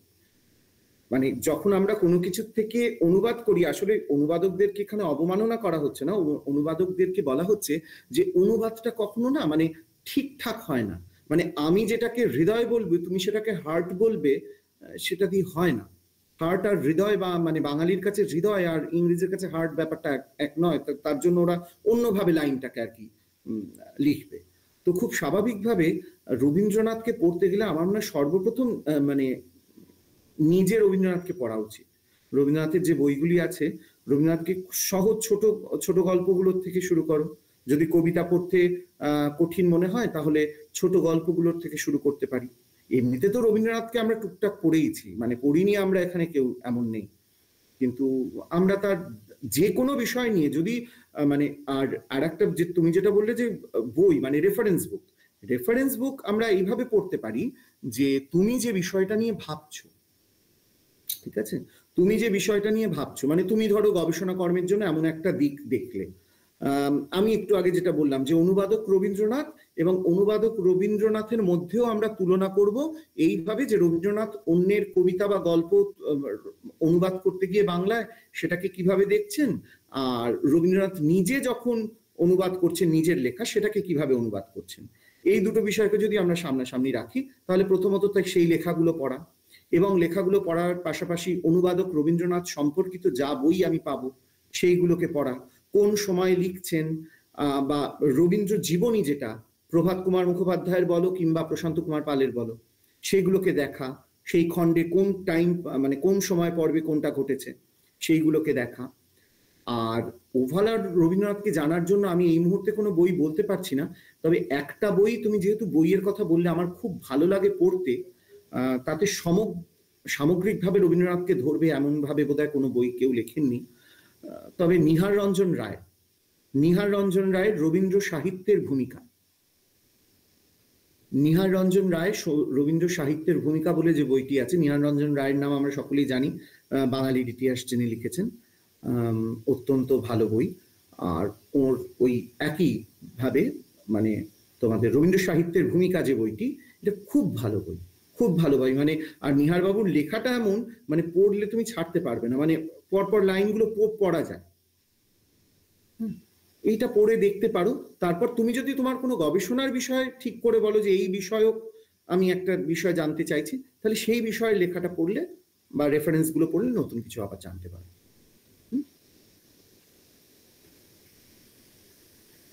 আর এখানে যে জিজ্ঞাসা করেছো যে ওরিয়েন্টাল সেমিনারির কিনা, আমি তো বললাম যে না, উনি নর্মাল স্কুলের ছিলেন। হ্যাঁ, মানে শিবনাথ পণ্ডিত, মানে যা হরনাথ বাবু আর কি, হরনাথ বাবুর প্রসঙ্গটা। আর একটা খালি বললো জমিদার রবীন্দ্রনাথ, এছাড়া তো আমি এখানে চ্যাট বক্সে কিছু দেখতে পাইনি। নিচের দিকে আর একটা এসছে স্যার। আচ্ছা, ওই দুটোর আমি আমার মতন করে উত্তর দিলাম। এই সময় পর্বে থেকে এটা দেওয়া যাচ্ছে না। যারা জমিদার রবীন্দ্রনাথ পড়তে চাও তারা খুব ভালো করে প্রশান্ত কুমার পাল পড়তে পারো, এবং হচ্ছে তোমার প্রভাত কুমার মুখোপাধ্যায় পড়তে পারো, এবং একটু অবশ্যই স্বাদ পাবে যদি প্রথম আলো, সুনীল গাঙ্গুলির প্রথম আলো পড়ো। প্রথম আলো খুব ভালো উপন্যাস। সুনীল গঙ্গোপাধ্যায়ের প্রথম আলো মানে এত ভালো উপন্যাস, সুনীল গাঙ্গুলির প্রথম আলো এবং তার আগে হলো সেই সময়, পরপর যদি পড়ো খুব ভালোভাবে মানে ওই ঊনবিংশ শতাব্দীটাকে খুব সুন্দরভাবে জানতে পারবে গল্পের ছলে। সেখানে অবশ্যই জমিদার রবীন্দ্রনাথের যে ঘটনাটা বললাম, এটা তো একদম মানে আমি স্পষ্ট মনে করতে পারছি যে ওই উপন্যাসের মধ্যে আছে, যে একসাথে বসছেন রবীন্দ্রনাথ সবার সাথে গিয়ে। স্যার, আপনি যদি কাইন্ডলি আমার কোয়ারি নিয়ে আলোচনা করেন। রবীন্দ্রনাথকে রিসার্চ করতে গিয়ে অনেক সমালোচক তাকে ক্রিটিসাইজ করেছেন, তা কি রবীন্দ্র সাহিত্যকে কিভাবে প্রভাবিত করেছে? হ্যাঁ, রবীন্দ্র সাহিত্যকে তো কোনোভাবে প্রভাবিত করতে পারবে না। অনন্যার এই প্রশ্নটার উত্তর আমি দিচ্ছি। অনন্যা, আশা করি আছো। তো অনন্যাকে আমার এটাই বলবার যে রবীন্দ্র সাহিত্যকে কোনোভাবে তো প্রভাবিত করা সম্ভব নয়, সেই রবীন্দ্র সাহিত্য বিষয়ক আলোচনাকে প্রভাবিত করা সম্ভব। যেমন গোড়ার বিনয়, গোড়ার সঙ্গে বিনয়, মানে গোড়া উপন্যাসের কথা বলছি, ঠিক আছে? সেখানে গোড়া একটি চরিত্র, বিনয় একটি চরিত্র। তো এই দুজনের মধ্যকার সম্পর্কের কথা নিয়ে কিন্তু মানে এদের মধ্যে যে বন্ধুত্বটা, সেটা খুব স্বাভাবিকভাবে দুটো পুরুষে যে সাধারণ বন্ধুত্ব হয়ে থাকে, তার বাইরে গিয়ে একটু যে ভিন্ন রকম বন্ধুত্ব, সেটা নিয়ে কিন্তু তপব্রত বাবু খুব সুন্দর আলোচনা করেছেন। খুব পাতলা বই, একটু পড়ে দেখো, ভালো লাগবে আশা করি। তো সেইটা যে তিনি করেছেন, সেখান থেকে কিন্তু আবার মানে তাহলে কিন্তু একটা রবীন্দ্রনাথকে দেখার একটা কিন্তু দৃষ্টিভঙ্গি তিনি তুলে ধরলেন, তাই না? তা রবীন্দ্রনাথকে নতুন করে আমরা আবার দেখতে শিখলাম। আবার সেইভাবে দেখো, আমি আমার কাজটা করতে গিয়ে সেখানে আমার মনে পড়ছে না গিন্নি গল্পের আলোচনা আছে কিনা, আমি আবার নিজের কাজটা করতে গিয়ে আবার আমি এই ধরনের কিন্তু প্রচুর উদাহরণ খুঁজে পেয়ে গেলাম। মানে একজন কাউকে তো লাগবে যে আমার সূত্রটা ধরিয়ে দেবে, তাই না? প্রথম সিঁড়িটা কেউ বানিয়ে দেবে তোমাকে, তারপরের সিঁড়িগুলোতে তোমরা নিজেরাই দেখবে চড়তে পারবে, ঠিক আছে? তা বলে রবীন্দ্রনাথের সাহিত্যকে কোনো অবমাননা করা হয়নি, ক্রিটিসাইজ করা হয়নি, সেটা করা সম্ভবই নয়। সূর্যকে আমি যতই মানে কালো বলি, সূর্যের আলোতেই তো আমরা জগৎ আলো, না? তো আমরা কি তাকে মানে আমি যদি নিন্দে করি বা মন্দ বলি বা ক্রিটিসাইজ করি, সেটা নিজেকে ছোট করা হবে। সূর্যের তো ধারে কাছে অব্দি আমরা পৌঁছাতে পারবো না। সূর্য তো সূর্য, তিনি সবসময় আমাদের আলো দিয়ে মানে আলোকিত করে রেখেছেন। বাঙালি জাতিটা আজকে রবীন্দ্রনাথের জন্য কতটা গর্বিত ভাবতো। বাঙালির কাছে যদি রবীন্দ্রনাথ না থাকতো, স্বামী বিবেকানন্দ না থাকতেন, যদি আমাদের নেতাজি সুভাষচন্দ্র না থাকতেন, রাজা রামমোহন রায়, বিদ্যাসাগর এরা না থাকতেন, তাহলে আমরা কোন বাঙালিকে নিয়ে আজকে বাঁচতাম, তাই না? সেই জন্য বলা, কোনোভাবে রবীন্দ্র সাহিত্যকে আমরা প্রভাবিত করতে পারবো না, তবে ওই সাহিত্য বিষয়ক আলোচনাকে কিছুটা হলেও প্রভাবিত করব, এবং তার ফলে আবার ভালো হবে, তাতে কোনো ক্ষতি হবে না। ওই যে আমি যেমন তপব্রত বাবুর ওই আলোচনা থেকে কিছুটা সূত্র পেয়ে গেছি, আমার খুব সুবিধে হয়েছে, সেরকম দেখবে কেউ যদি ভুলও বলে থাকেন, সেই ভুলটাকে ঠিক করার দায় যখন তোমার ঘাড়ে চাপবে, তখন সেই দায় থেকেও তুমি আবার নতুন কিছু একটা আবিষ্কার করে বসবে। ঠিক আছে অনন্যা? Thank you sir. প্রশ্ন আমার একটা প্রশ্ন ছিল। হ্যাঁ বলো পল্লবী, বলো। স্যার বলছি যে আপনি আপনার যে বক্তব্যটা ছিল সেখানে হচ্ছে রবীন্দ্র নৃত্য নিয়ে একটা সংক্ষিপ্ত আলোচনা করেছিলেন। স্যার এটা নিয়ে মানে রবীন্দ্র নৃত্য নিয়ে যদি আপনি আরো কিছু আমাদেরকে জানাতেন, আমরা ভীষণ খুশি হতাম তাহলে। দেখো, রবীন্দ্র নৃত্য নিয়ে এটা বলবার জায়গা নয়। আর রবীন্দ্র নৃত্যটা না, সত্যি কথা বলতে আমি নিজেও তো শিখিনি। আমি তো নাচের বিষয়ে বিশেষভাবে জানি না। যতটুকু মানে পড়তে গিয়ে দেখেছি, সেখানে 2-4 লাইন পেয়েছি যে ক্যান্ডি নৃত্য বলে এক ধরনের নৃত্য হয়, সেটা হলো তোমার সিংহলের একটা লৌকিক নৃত্য। সেই যে নৃত্যশৈলী, ইন্দোনেশিয়ার যে নৃত্যশৈলী এবং তোমার ভারতীয় নৃত্যশৈলী তো অবশ্যই, সেগুলো দেখো, এটা খুব গভীরে গিয়ে আমি আলোচনা করতে পারবো না। বা সেই যে মুদ্রাগুলো, তাদের তো প্রত্যেকের খুব সুন্দর সুন্দর মুদ্রা আছে, সেই মুদ্রা বা ভঙ্গিমাগুলো, সেগুলো তো আমি অভিনয় করে দেখাতে পারবো না। ফলত আমি বলতে পারছি না যে পার্থক্যটা কোনখান থেকে কোনখানে। কিন্তু রবীন্দ্রনাথ যখন করেছেন, আমি গানটা দিয়ে বলতে পারি, রবীন্দ্রনাথ যখন করছেন, রবীন্দ্রনাথ কিন্তু মানে কোনো রাগিনীর যে চলন, সেই রাগ রগিনীর যে চলনগুলো যারা গান জানে, রজত জানবে নিশ্চিতভাবে, সেগুলোকে কিন্তু একরকম রাখছেন না রবীন্দ্রনাথ। অনেকে বলছেন যে নজরুল যেমন রাগ রাগিনীর চলনকে একরকম রাখেননি, নতুন যেই ভাবে উনি গানটার চলনটাকে করেছেন রাগ অনুযায়ী, সেটাকে একটা নতুন নাম করে দিয়েছেন। যেমন দোলন চাপা বনে দোলে, তিনি কি করে দিলেন, দোলন চাপার আগে। ঠিক আছে? ঠিক একইভাবে রবীন্দ্রনাথ কিন্তু সেটা করছেন না। রবীন্দ্রনাথ সেটাকে বলছে মিশ্র রাগিনী। রবীন্দ্রনাথ ওপরে লিখছেন ভীম পলশ্রী, কিন্তু ভেতরে যখন গান হচ্ছে বিপুল তরঙ্গরে, সেই বিপুল তরঙ্গের মধ্যে কিন্তু ভীম পলশ্রী রাগের পুরোপুরি চলনটা কিন্তু দেখা যাচ্ছে না। ঠিক আছে? আর এই রকম ভাবে মিশ্র রাগ রাগিনী কিন্তু রবীন্দ্রনাথ সৃষ্টি করলেও সেগুলোকে নামকরণ করেননি, যেমন ভাবে তালের ক্ষেত্রে তিনি করেছেন। আবার নাচের ক্ষেত্রে তিনি যেটা রবীন্দ্র নৃত্যের সৃষ্টি করেছেন, তার মধ্যে অনেক রকমের, ওই যে বললাম যে মিশ্রণটা রয়ে গেছে, কিন্তু সেই মিশ্রণ থেকে সেটাকে যে মানে একটা যেমন মিশে গেছে, সেটা নিয়ে খুব বলতে সুবিধা হচ্ছে, কিন্তু একটা করে পরত খুলতে গেলে গানটার ক্ষেত্রে আমি বলতে পারবো, কিন্তু নাচের ক্ষেত্রে ওই প্রত্যেকটা মুদ্রা কোনখানে, মানে ইন্ডিয়ান ক্লাসিক্যাল ডান্সের মুদ্রাটা কেমন ছিল, আর ঠিক সিংহলে গিয়ে সেটা কিরকম ভাবে হলো, বা তার চাহনিটা কি হলো, তার ভঙ্গিমাটা কি হলো ইন্দোনেশিয়ায় গিয়ে, সেটা তো আমি পড়ে বা বলে দেখাতে পারবো না বা শোনাতে পারছি না। সেই জায়গায় আমার অক্ষমতা আছে। ঠিক আছে? এটা আমি বিশদে জানি না, তবে আমি পড়ে নিলে অবশ্যই বলতে পারবো, তবে হাতে করে দেখাতে পারবো না, কারণ অবশ্যই মানে নৃত্য একটা কঠিন শৈলী বা শিল্প, সেটাকে শিখতে হবে, না শিখে ওটা বলা যায় না। Thank you so much sir. ধন্যবাদ তোমাকে। Hello sir. হ্যাঁ বলো। আমাদের স্যার আরো কিছু সেশন দরকার রবীন্দ্রনাথকে নিয়ে। অবশ্যই উনি এত বড়, মানে একদিনে শেষ করা খুবই মুশকিল। যাই হোক, কিছু প্রশ্ন বোধহয় স্যার আরো এসেছে। তার আগে সেই প্রশ্নগুলো নেওয়ার আগে আমাদের মাঝে আমাদের সম্মানীয় দীপক স্যার আছেন, সুখদেব স্যার আছেন, আচ্ছা, তারপর নিতা ম্যামকেও দেখতে পাচ্ছি। নিতা ম্যাডাম ছিলেন, কিন্তু আমাকে না দেখাচ্ছে না। আমি যখন বক্তব্য রাখছিলাম তখন হঠাৎ করে নিতা ম্যাডাম এলেন, ফলত আমি আর ওনাকে সম্বোধন করতে পারিনি, সম্মান জানাতে পারিনি। তারপর আবার দেখাচ্ছে না, তার জন্য আমি বুঝতে পারছি না। এমনকি কনাথ স্যারকেও দেখাচ্ছে না, ফলত আমি কিছু বুঝতে পারছি না যে ওনারা আছেন কি নেই, সেটা তো বুঝতে পারছি না, সেই জন্য বলছি না কিছু। নমস্কার স্যার, আমি দীপক স্যার বলছি। হ্যাঁ হ্যাঁ, দীপক স্যার নমস্কার। থ্যাংক ইউ স্যার, খুব ভালো করে আপনি বলেছেন, আর অনেক নতুন জিনিস আমি শিখতে পেরেছি। আর আমি ভাবতাম কি রবীন্দ্রনাথ ট্যাগোর কোনো রেপুটেড ইনস্টিটিউশন থেকে পড়লেন না, কিন্তু আপনি যে বললেন কি ইউনিভার্সিটি অফ লন্ডন থেকে পড়েছেন, আর তো ওটা তো রেপুটেড ইনস্টিটিউশনই ছিল। আমি বলতাম জেনারেলি আমি বলতাম কি একটা জিনিস আমরা রবীন্দ্রনাথ ট্যাগোর থেকে শিখতে পারি কি learning is more important than the institution. Learning is more important than the institution, এটা আমি বলতাম, কিন্তু এই কথাটা প্রশ্নবাচক চিহ্ন হয়ে গেছে। কেন কি আমি ভাবতাম কি কোনো খুব রেপিউটেড ইনস্টিটিউশন থেকে রবীন্দ্রনাথ ট্যাগোর পড়েছিলেন না, কিন্তু আপনার বক্তব্য থেকে তো আমি জানতে পেরেছি কি অনেক রেপিউটেড ইনস্টিটিউশন থেকে পড়েছিলেন।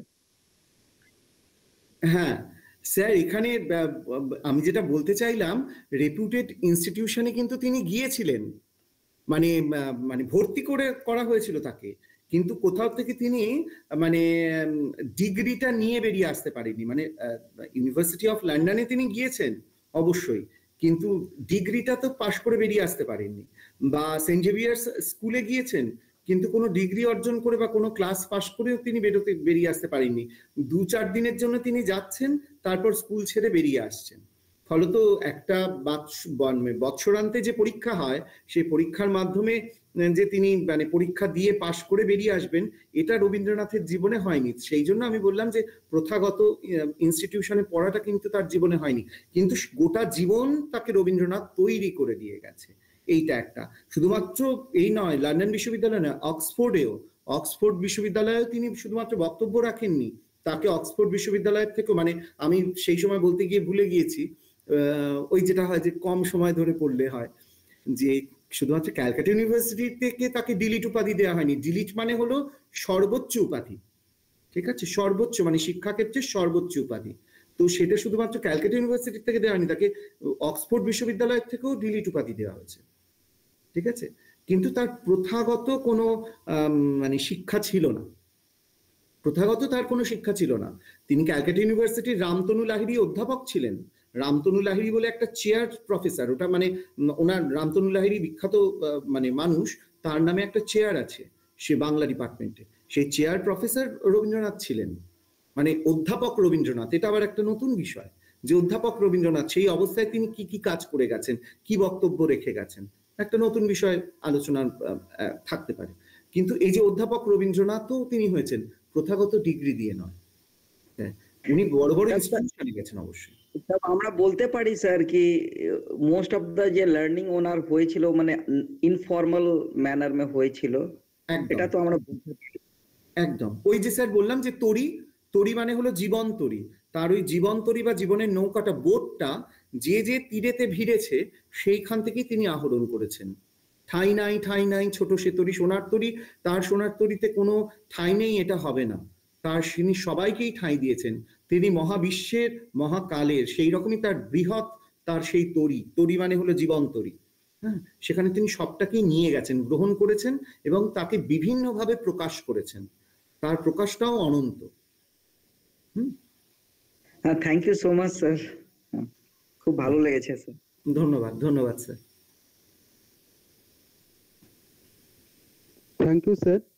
স্যার একটা প্রশ্ন মেসেজ বক্সে এসে, আপনার যদি একটু সময় থাকে আরেকটু। হ্যাঁ আমি বলছি, আমি দেখছি স্যার। আপনাকে ধন্যবাদ।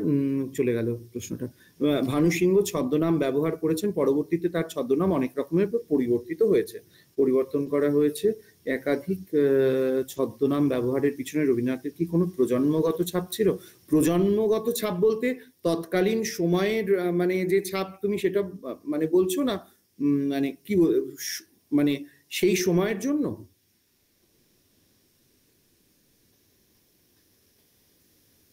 সুদীপ, মানে প্রজন্মগত ছাপ বলতে তৎকালীন যে প্রজন্মটা সেই সময় চলছিল, ওই যে যেটা বললাম প্রথমে 20 থেকে 30 বছর, ওই যে প্রজন্মের সময় পর্বটা, সেইটার জন্য বলছো? হ্যাঁ স্যার, আমি সেটা কথা জানতে চাইছি। হ্যাঁ, এটা হতে পারে। এটা ওই যে বললাম, এই যে মানে তুমি এই রকম ভাবে আবার ভাবছো রবীন্দ্রনাথকে, এটা আবার তোমার দেখো দৃষ্টিভঙ্গি, আমার হয়তো ওইদিকে তো চোখটা যায়নি, আমার দৃষ্টিটা ওখানে গিয়ে পড়েনি। মানে রবীন্দ্রনাথের সাহিত্যটা না, তোমরা যদি মনে করো মানে একটা হীরের মতো, ঠিক আছে, একটা হীরের মতো। এবার হীরেতে তুমি যেদিক থেকে আলো ফেলবে না কেন, হীরে তো চকমক করবেই, কিন্তু এক একজনের চোখে গিয়ে এক একটা হীরের দুতিটা লাগছে, তাই না? হীরকের যে দ্যুতি সেটা আমার চোখে একরকম ভাবে লাগছে, তোমার চোখে আর একটা রং নিয়ে আর এক রকম ভাবে লাগছে।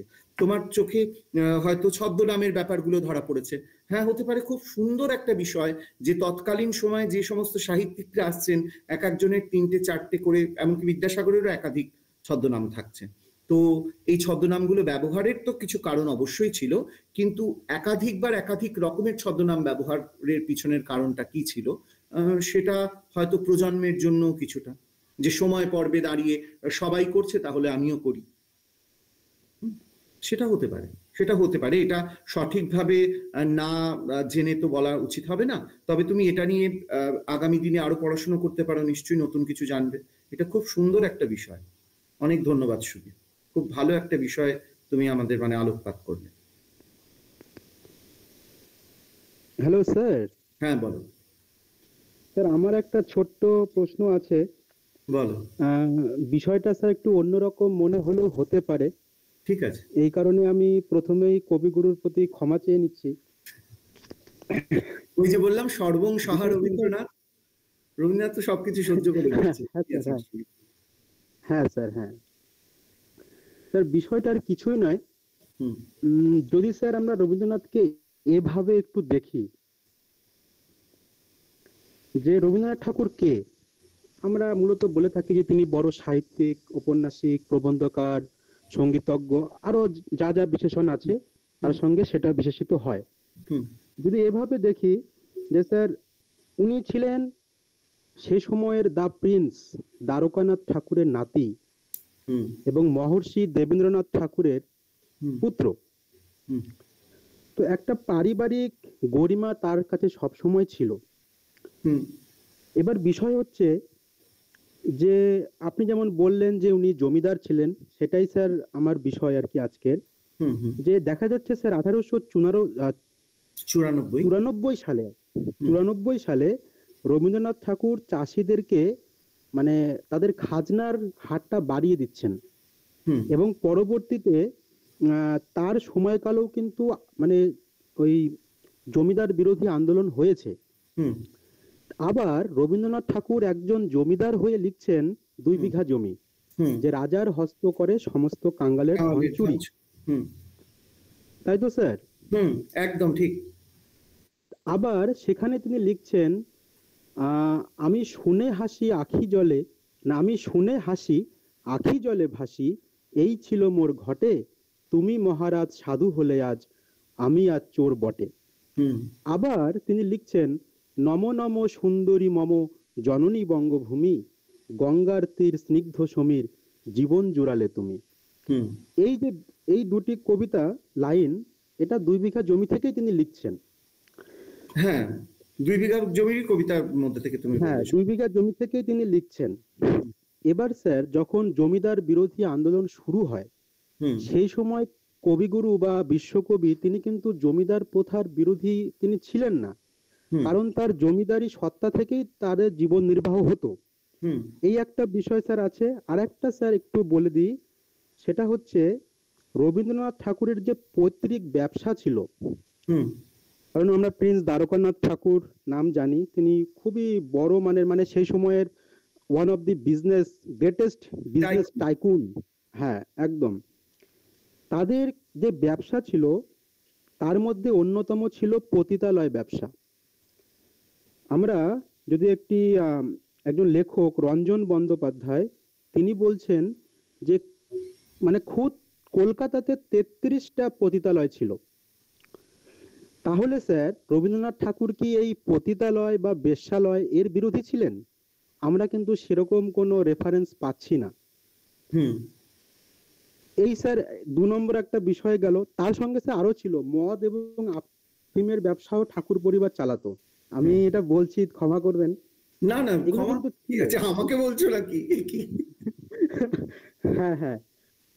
তারপরে স্যার রবীন্দ্রনাথের যেখানে তিনি এই কারণে গ্রেটেস্ট, কারণ আমাদের ভারতবর্ষে বহু কবি জন্মেছেন, কিন্তু আমরা আপনার রিসার্চের ক্ষেত্রে যদি সব থেকে বেশি কাউকে সাইটেশন করি সেটা হচ্ছে রবীন্দ্রনাথ ঠাকুর। এর অন্যতম কারণ হলো যে রবীন্দ্রনাথ ঠাকুর তার যে কোনো কবিতা, তার মধ্যে একটা বিপুল দর্শন এত ফিলোসফিক মানুষ ছিলেন যে, যেমন একটা কবিতা আছে সমব্যথী, যদি আমরা পড়ি সেটা বলছে, যদি খোকা না হয়ে আমি হতেম কুকুর ছানা, তবে পাছে তোমার পাতে আমি মুখ দিতে যাই ভাতে, তুমি করতে আমায় মানা। সত্যি করে বল আমায় করিস নেমা ছল, বলতে আমায় দূর দূর দূর, কোথা থেকে এলো এই কুকুর, জামা তবে জামা আমায় কোলের থেকে নামা, আমি খাবো না তোর হাতে, আমি খাবো না তোর পাতে। বাহ। মানে মানে স্যার রবীন্দ্রনাথ ঠাকুরের মানে তিনি এত মহান, কিন্তু তার সঙ্গে তার যে এই পারিবারিক যে একটা বিষয় ছিল, তার থেকে কি স্যার তিনি কিছু লিখেছেন, বা এর থেকে বা এগুলোকে কি তিনি ভালো বা মন্দ কিছু বলেছেন? এটা একটা প্রশ্ন স্যার। আর একটা স্যার বিষয় আমি বলে দিই, সবাই এখানে আছেন, সেটা হচ্ছে রবীন্দ্রনাথ ঠাকুরের নোবেল পুরস্কার প্রাপ্তি। আমরা জানি যে he won the Nobel prize in literature in 1913, সেটা হচ্ছে গীতাঞ্জলি যে কাব্যগ্রন্থ তার জন্য। কিন্তু স্যার এটা অনেকে বলছেন যে এটা মূলত রবীন্দ্রনাথ ঠাকুরের যে লেখা তার থেকে বেশি হচ্ছে রবীন্দ্রনাথ ঠাকুরকে নিয়ে চর্চা। এবং আরেকটা বিষয় সেটা হচ্ছে পলিটিক্যাল বিষয়, এই বিষয়ে খুব কাজ করছিল। কারণ আমরা জানি যে 13 সালের পরে 1914 সালে তখন প্রথম বিশ্বযুদ্ধ শুরু হলো। নোবেল পুরস্কার পাওয়ার পরে স্যার রবীন্দ্রনাথ ঠাকুরের খ্যাতি বিশ্বব্যাপী হলো। তিনি বিভিন্ন জায়গায় বক্তৃতা দিতে গিয়েছেন, এবং প্রথম দিকে যদি মিত্র শক্তি আমরা যাদেরকে বলছি, ইংল্যান্ড, ফ্রান্স, এদের সপক্ষে রবীন্দ্রনাথ ঠাকুর কিন্তু সে সময় বলছেন। আবার যখন দ্বিতীয় বিশ্বযুদ্ধ শেষ হয়ে গেল, কারণ আমরা দেখব যে 1924 সালে তিনি একটি খুবই বিখ্যাত প্রবন্ধ hour culture and there culture, তিনি সেখানে তখন কিন্তু ইউরোপের যে এই যে তাদের যে এই মানে চালাকিগুলো, তিনি সেখানে কিন্তু ভারতবর্ষের যে সংস্কৃতি ইউরোপের থেকে অনেক বেশি উন্নত সেটা তিনি তুলে ধরলেন। কিন্তু মানে সিন্স 1913 আপ টু 1920 এই সময়ে কিন্তু তিনি স্যার ইউরোপের হয়ে অনেক কিছুই বলেছেন, এবং ইউরোপ রবীন্দ্রনাথ ঠাকুরকে ব্যবহার করেছেন। তো এই হচ্ছে স্যার আমার একটু জানার বিষয়, যে এইভাবে স্যার রবীন্দ্রনাথকে দেখলে আমরা স্যার কোথায় যাব। আর একটা স্যার আমি বিষয় একটু স্যার আছে, বাকি স্যার বলে দিই, বড় হয়ে গেল। সেটা হচ্ছে স্যার রবীন্দ্র পরবর্তী যুগকে যদি আমরা দেখি, বিশেষ করে কল্লোল যুগ। কারণ স্যার রাবীন্দ্রিক ঘরানা যেটা আপনি বললেন, রাবীন্দ্রিক ঘরানা সে সময়ে আমাদের বাঙালিদের মধ্যে এমন ভাবে বিকশিত বা পল্লবিত হয়েছিল যে অন্য কোনো ঘরানাকে আমরা সেই সুযোগটাই দেইনি যে তারা বাংলার একটা মানে সেই সময় আর কি বাংলাকে একটা দিক নির্দেশ করতে পারে। এমনটাই ভাবনা ছিল যে রবীন্দ্রনাথের বাইরে কিছু নেই। এই কারণে স্যার রবীন্দ্রনাথের একটা যদি আমি তার যদি অপূর্ণতা বলি, তিনি এত বড় হয়ে গিয়েছিলেন যে তার সামনে দাঁড়ানো বা তিনি হিমালয়ের সেই সুউচ্চ পর্বশৃঙ্গ হয়ে গিয়েছিলেন যেখানে অন্য কেউ জায়গা পায়নি। বা রবীন্দ্রনাথ নিজেও তার ব্যক্তিগত এই কর্মময় এবং বর্ণময় জীবনে তিনি ভারতবর্ষকে আরেকটি রবীন্দ্রনাথ ঠাকুর তৈরি করে দিতে পারলেন না। স্যার এই হচ্ছে আমার বিষয়, একটু যদি আপনি আলোকপাত করেন। ঠিক আছে, তোমার মূলত তিনটে বিষয় তো? হ্যাঁ স্যার, হ্যাঁ। আচ্ছা, প্রথমত হলো যে তুমি যেটা বললে সেটা হলো রবীন্দ্রনাথের ওই পারিবারিক ব্যবসা, তার যে সম্পত্তি ইত্যাদি ইত্যাদি। দেখো, রবীন্দ্রনাথের মানে পিতামহ অর্থাৎ মহর্ষি দেবেন্দ্রনাথ ঠাকুরের পিতা প্রিন্স দ্বারকানাথ ঠাকুরের কথা তুমি বললেন। অবশ্যই তৎকালীন সময় তিনি মানে ভারতবর্ষের মানে সব থেকে ধনী যে ব্যবসায়ী তাদের মধ্যে একজন ছিলেন। এবং তুমি এটাও নিশ্চয়ই মানে জানো যে শেষ বয়সে তিনি তার স্ত্রীর সঙ্গে থাকেননি, মানে স্ত্রী তাকে আর কি পরিত্যাগ করেছিলেন। স্ত্রী তার দেবেন্দ্রনাথ ঠাকুরের সঙ্গে থাকতেন, এবং প্রিন্স দ্বারকানাথ ঠাকুর তিনি বিদেশে চলে গিয়েছিলেন এবং সেখানে বিলেতেই তার মৃত্যু হয়। অতিরিক্ত মদ্যপান বা অন্যান্য বিষয়ে মানে যেগুলো আমরা পছন্দ করব না সভ্য মানুষ হিসাবে, সেই ধরনের বিষয়ে হয়তো তার আসক্তি ইত্যাদি ইত্যাদি থেকে তার মৃত্যু হয়। যাই হোক না কেন, তো তিনি প্রিন্স উপাধি পেলেন। কেন পেলেন সেটাও আমরা বুঝতে পারছি যে ইংরেজদেরকে খুশি করতে পেরেছিলেন বলেই তো পেয়েছেন। প্রচুর অর্থ তাদের পায়ে ঢেলেছেন, উপঢৌকন দিয়েছেন, এই জন্য পেয়েছেন। তো এহেন পরিবারে জন্ম যে হয়েছে, সেই জন্ম মৃত্যু বিয়ে তিন বিধাতা নিয়ে, সে তো রবীন্দ্রনাথের দোষ হতে পারে। দ্বিতীয়ত, যখন মহর্ষি দেবেন্দ্রনাথ ঠাকুরের হাতে মানে প্রিন্স দ্বারকানাথ ঠাকুর মারা যাওয়ার পর যখন জমিদারি এলো, জমিদারির সত্ত্ব, তখন কিন্তু দেবেন্দ্রনাথ ঠাকুরের অবস্থা অত্যন্ত করুণ ছিল। মানে হতদরিদ্র করে দিয়ে প্রায়, মানে জমিদারির ক্ষেত্রে হতদরিদ্র, অবশ্যই মানে সাধারণ মানুষের মতন হতদরিদ্র নয়, জমিদারির ক্ষেত্রে প্রায় হতদরিদ্র করে দিয়ে ওই টাকা পয়সা সমস্ত মানে উপঢৌকন এবং বিভিন্ন খাতে খরচ করে দ্বারকানাথ ঠাকুর কিন্তু মানে জমিদারি তুলে দিয়েছিলেন মানে মৃত্যুর পর। দেবেন্দ্রনাথের হাতে সেই সম্পত্তি কিন্তু দেবেন্দ্রনাথকে গুছিয়ে নিতে হয়। দেবেন্দ্রনাথকে একদিকে ভাবো আদি মানে ব্রাহ্ম সমাজের প্রতিনিধি, সেই দেবেন্দ্রনাথ একদিকে ব্রাহ্ম সমাজের মানে গুরু, সে কিন্তু আবার এইদিকে জমিদার, এবং সে জমিদার রাজবাড়ি জমিদার, এবং তিনি তো গিয়ে ওই আসনটাকে সমান করে দেননি, তিনি তো গিয়ে কৃষকদের মাঝে বসেননি, তিনি কিন্তু সিংহাসনেই বসেছেন। যাই হোক, কিন্তু তিনি মহর্ষি দেবেন্দ্রনাথ, কেননা তার কর্মের মধ্য দিয়ে, তার অন্যান্য কর্মের মধ্যে দিয়ে, মহত্তর ক্ষেত্রে আধ্যাত্মিক জীবনে। তো এখানে দেবেন্দ্রনাথকে হাতের আংটিটুকু বাধা দিতে হয়েছিল, মানে বন্ধক রাখতে হয়েছিল, যখন আর কি তার হাতে ওই জমিদারিটা আসে। ঠিক আছে, তিনি এই জমিদারি আবার সুন্দরভাবে গড়ে তোলেন। তারপর আবার রবীন্দ্রনাথের জন্ম হয়, এবং রবীন্দ্রনাথ, সব থেকে মজার ব্যাপার হলো মহর্ষি দেবেন্দ্রনাথের 15টি পুত্র এবং সন্তান, মানে কন্যা সন্তান মিলিয়ে 15 জন। 15 জনের মধ্যে 14 নম্বর হলেন রবীন্দ্রনাথ, 15 নম্বর বুধেন্দ্রনাথ 1 বছর বেঁচে ছিলেন, 63 থেকে 64 মারা যান, আর 61তে তো রবীন্দ্রনাথের জন্ম। তো 15টি সন্তানের মধ্যে রবীন্দ্রনাথকে কিন্তু তিনি জমিদারির দায়ভার দিচ্ছেন, সে দেখাশোনা করছে। অন্যদের হাতে দিয়েছেন কম দিনের জন্য, সেইভাবে দেখাশোনা করতে পারেনি। তাহলে রবীন্দ্রনাথের মধ্যে যে পোটেনশিয়ালিটি ছিল, সেটা কিন্তু দেবেন্দ্রনাথ অনুভব করতে পেরেছিলেন। তার যে যোগ্যতা ছিল, সেটা রবীন্দ্রনাথের পিতা অনুভব করতে পেরেছিলেন।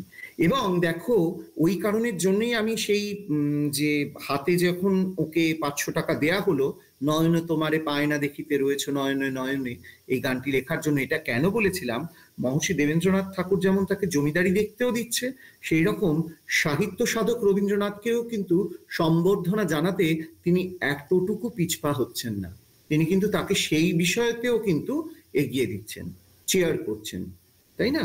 তুমি এই দিকেও এগিয়ে যাও, বিভিন্ন খাতে দেখছেন সব জায়গায় রবীন্দ্রনাথ কিন্তু নিজের মানে কি বলবো সফলতা বজায় রাখছেন, একমাত্র প্রাতিষ্ঠানিক শিক্ষা ছাড়া। অন্যান্য সব ক্ষেত্রে কিন্তু রবীন্দ্রনাথ সফলভাবে উঠে আসছেন। এবার দ্বারকানাথ ঠাকুর কিসের ব্যবসা করেছেন, তিনি ধনী হয়েছেন বা হননি, সেই বিষয়ের সঙ্গে তো দেখো রবীন্দ্রনাথের ব্যক্তি জীবনের কোনো সম্পর্ক থাকতে পারে না। আর তুমি বললে যে রবীন্দ্রনাথ এই দৃষ্টিভঙ্গিটাকে কেমন দেখছে, রবীন্দ্রনাথ তো নটির পূজা করেছেন। রবীন্দ্রনাথের তো তুমি নিশ্চয়ই পড়েছো, কিংবা নামটুকু অন্তত আমরা সকলেই জানি নটির পূজার কথা, তাই না? রবীন্দ্রনাথের বিভিন্ন লেখার মধ্যে দিয়ে কিন্তু বারাঙ্গনা বা তুমি যেটা বললে যে বেশ্যাবৃত্তি, পতিতালয়, সেই তাদেরকে কিন্তু অসম্মান করার কোনো লেখা কিন্তু তুমি দেখাতে পারবে না। এবং এটা একটা সম্পূর্ণ খুব বড় আলোচনা, মানে রাজীব খুব সুন্দর সুন্দর তোমার প্রশ্নগুলো এমন তুলে ধরেছো, সেই প্রশ্নগুলো নিয়ে এক এক দিনকার আলোচনা হতে পারে মানে সাহিত্য আসরে। সেটা হলো এই যে বারাঙ্গনা, বারাঙ্গনা শব্দটা কিন্তু বারাঙ্গনা নয়, বরণাঙ্গনা, বরণ যুক্ত অঙ্গনা, তিনি হলেন বারাঙ্গনা। পূর্বে মানে প্রাচীন ভারতীয় সংস্কৃতিতে কিন্তু বারাঙ্গনা মানে খারাপ শব্দ ছিল না, বারাঙ্গনা হলো শ্রেষ্ঠ অঙ্গনা, অঙ্গনা মানে হলো নারী, বরণ যোগ্য যে নারী তিনি হলেন বারাঙ্গনা। মানে তিনি কিরকম, তিনি কামকলার যে 64 কলা তাতে পারদর্শী, অন্যান্য সমস্ত কিছুতে সুনিপুণ। যদি সুখদেব স্যার না বেরিয়ে গিয়ে থাকেন বা সংস্কৃতের কেউ থাকে, তারা জানে যে কালিদাস পর্যন্ত তার যখন মানে কাব্যের মানে শ্লোকের পরের পংক্তিটা লিখতে পারছেন না, সেই সময় কিন্তু তাকে বারাঙ্গনা সহায়তা করছে। মানে তখনকার দিনে বারাঙ্গনাকে বারাঙ্গনা হয়তো বা বলা হতো না, হয়তো বা বেশ্যা শব্দটা ব্যবহার করা হতো না। মানে আম্রপালি কোনো বারাঙ্গনা নন, মানে তথাকথিত মানে বেশ্যাবৃত্তি বা পতিতালয়ের সঙ্গে, পতিতার সঙ্গে কিন্তু তার মানে তুলনা করলে হবে না। হ্যাঁ, তিনি শ্রেষ্ঠ নারী, মানে সাধারণত ঘরোয়া যে নারী তাদের থেকে তিনি অনেক শ্রেষ্ঠতর, তার জন্য তাকে একজন কোনো মানুষ পাবে না। একজন কোনো পুরুষ পাবে না, তিনি সকলের জন্য। এবং তাদের এত ধন সম্পত্তি ইত্যাদি থাকতো, তুমি যদি প্রাচীন ভারতে বরণাঙ্গনাদের বিষয়ে পড়াশোনা করো তাহলে সেগুলো জানতে পারবে। আমরা সময়ের সাথে সাথে সেগুলোকে এই জায়গায় নিয়ে চলে এসেছে। যেমন ভাবে ব্রাহ্মণ্য ধর্ম আমাদেরকে এই জাত পাত ইত্যাদি শিখিয়েছে, সেটা তো আমাদের বেদ তো তা বলছে না, বেদে তো সকলকে সমানভাবে দেখছে, কিন্তু সেটা পরবর্তীকালে তো এই নারীদেরকে কিন্তু সম্মান ভারতীয় সংস্কৃতি কিন্তু ইতিপূর্বে দিয়েছে, সেটা আমরা যুগের সঙ্গে সঙ্গে ছোট করে দেখেছি। রবীন্দ্রনাথে কিন্তু এই বিষয়টা পাবে না, যেখানে শ্রীমতী সে রাজনর্তকী হয়ে রাজনটী হয়ে সে কিন্তু বুদ্ধের পূজায় যাচ্ছে এবং তার পূজায় কিন্তু বুদ্ধ গ্রহণ করছেন, সে তার সমস্তটা দিয়ে বুদ্ধের পায়ে কিন্তু নিজেকে কি সমর্পণ করছে, তাই না? নিজের অঞ্জলিটা দিয়ে দিচ্ছে, প্রাণেরও অঞ্জলি দিয়ে দিচ্ছে বুদ্ধের পায়ে। তো তাকে তো অর্পণ করলে সেই তো গ্রহণ করবেন। তখন তো পরমেশ্বরের কাছে কে নটি কে বেশ্যা সেই বিষয়গুলো মাথায় আসে না। আমি বললাম না, মহাকাল মহাকাশের মানে মহাবিশ্বের কাছে এগুলো কিচ্ছু না। কে সৌরভ স্যার আর কে রাজীব বালা, এই দুটোর মধ্যে কোনো পার্থক্য নেই। মহাবিশ্বে মহাকালের কাছে সকলে সমান, ঠিক আছে? আর রবীন্দ্রনাথ তার প্রতীক বলেছি, অতএব রবীন্দ্রনাথের কাছে এই বিষয়গুলো নয়।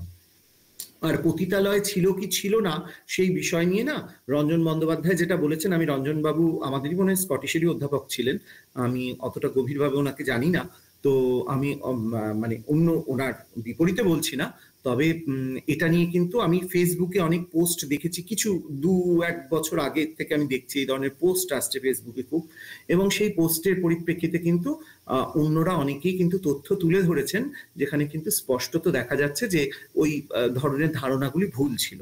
যেমন ভাবে একটু আগে আমি ওই নোবেল প্রাপ্তির ব্যাপারটাতেও যাব, যে এই ধারণাগুলো হয়তো ভুল ছিল। এবার আমি যেহেতু ওই বিষয়টা নিয়ে গবেষণা করিনি, খুব গভীরভাবে মাথা ঘামাইনি, এবং খুব বেশি ডকুমেন্টস এই মুহূর্তে আমার হাতে নেই, আমি তো তোমাকে তুলে দেখাতে পারছি না সেই ডকুমেন্টসটা বা পড়ে বলতে পারছি না, তবে তুমি জেনে রেখো যে আমি যতটুকু জানি তাতে এই ধারণাগুলি ভুল বলে প্রমাণিত হয়েছে। আর রঞ্জন বন্দ্যোপাধ্যায় হলেন তথাকথিত কথা সাহিত্যিকরা তার গল্প রচনার সময় বিভিন্ন রকমের রসের মিশ্রণ করবেন, এটা খুব স্বাভাবিক, এবং তাতে করে তিনি পাঠকদেরকে টানবেন। সে কারণের জন্য কাদম্বরী দেবীর সুইসাইড নোট হয়তো অন্যান্য অনেক বইয়ের থেকে বেশি বিক্রি হয়, কেননা সেখানে রবীন্দ্রনাথের সঙ্গে কাদম্বরী দেবীর একটা অন্যরকম নিবিড়তার সম্পর্ক দেখানো হয়েছে। অবশ্যই তাদের সম্পর্ক নিবিড় ছিল, কিন্তু সেই নিবিড়তার সঙ্গে যে রসের মিশ্রণ ঘটেছে সেই রসটা কতটা রবীন্দ্রনাথ এবং কাদম্বরী দেবীর মধ্যে ছিল সেই বিষয়ে কিন্তু আমরা যথেষ্ট সন্দিহান, ঠিক আছে?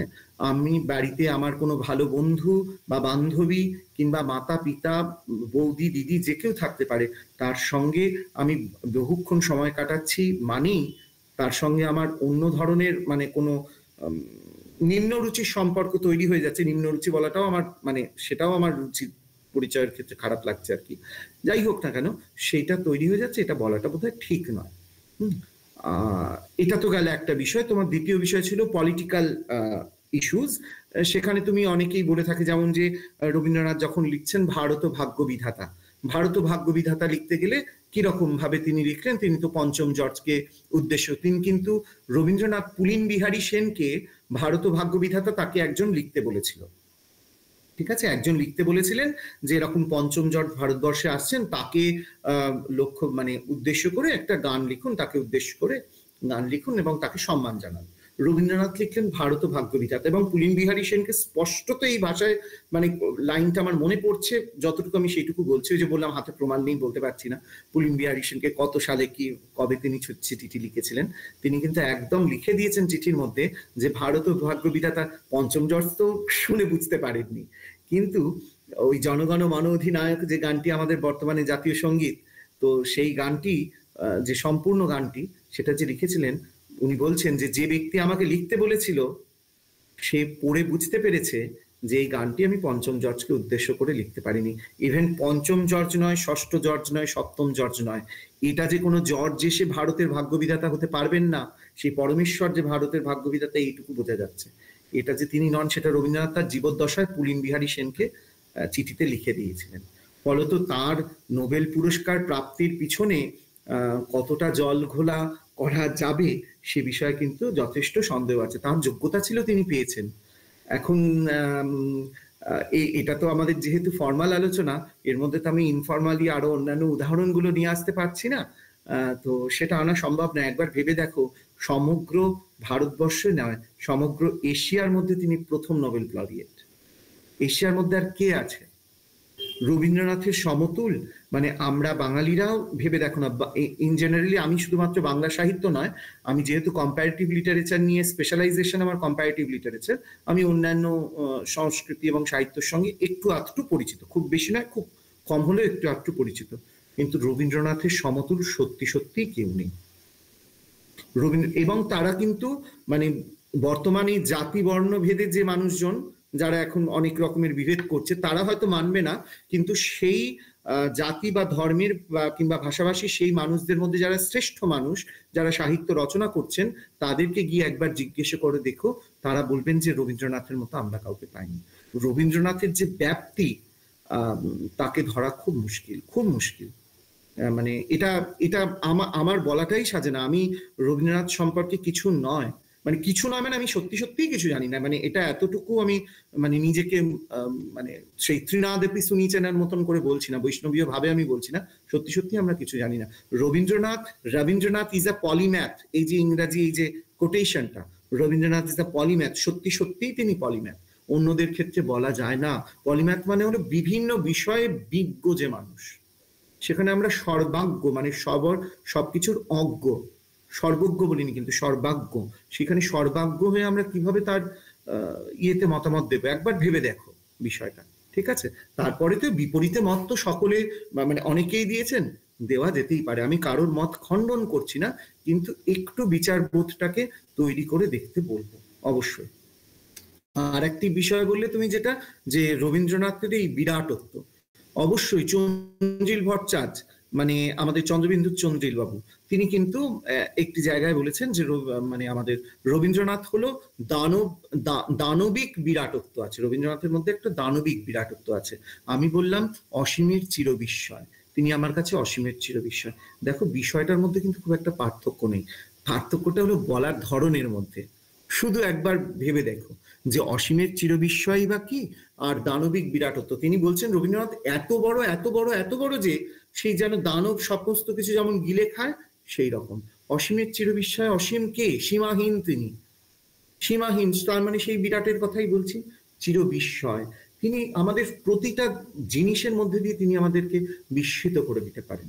তার সৃষ্টিকে আমরা আজকে ধরে নাও, তার জন্মের এত বছর পর, তার মৃত্যুর এত বছর পর, 1940-এ গেছেন, আমরা এখন 41-এ গেছেন, আমরা 2025-এ বসে আছি, তার মানে প্রায় আমরা তার জীবনের পর 84 বছর কাটিয়ে ফেলেছি। মৃত্যুর 84 বছর পরে গিয়েও তো আমরা এই ঘন্টা দেড়েক দুয়েকের আলোচনা করছি এখানে। তাহলে তিনি কি সত্যি আমাদের জন্য মানে প্রাসঙ্গিক নন? আর কল্লোল গোষ্ঠীর লোকেদের কথাই তো বললাম, কল্লোল বুদ্ধদেব বসুর কথাই তো বললাম, যে যিনি দিনের বেলায় রবীন্দ্র বিরোধিতা করছেন, রাত্রিবেলা রবীন্দ্রনাথ পড়ে ঘুমোতে যাচ্ছেন, ঠিক আছে? তো অতএব রবীন্দ্রনাথকে ছেঁটে ফেলা খুব কঠিন কাজ, খুব কঠিন কাজ। ফেলতে পারি, ফেললে কি হবে, আমাদের এই যে মানে বাঙালির যে সংস্কৃতি, ভারতীয় যে ঔপনিষদিক বোধের যে সংস্কৃতি, সেটা ধূলিসাৎ হয়ে যাবে, সেটা ধূলিসাৎ হয়ে যাবে। কিন্তু বলা হয় যে সনাতন যেমন একটা ধারা, সেটা যেমন আজন্মকাল চলবে, আবহমান কাল ধরে চলছে, এবং মানে জগৎ সৃষ্টি যেমন সময় ছিল, জগৎ ধ্বংসের সময় পর্যন্ত চলবে।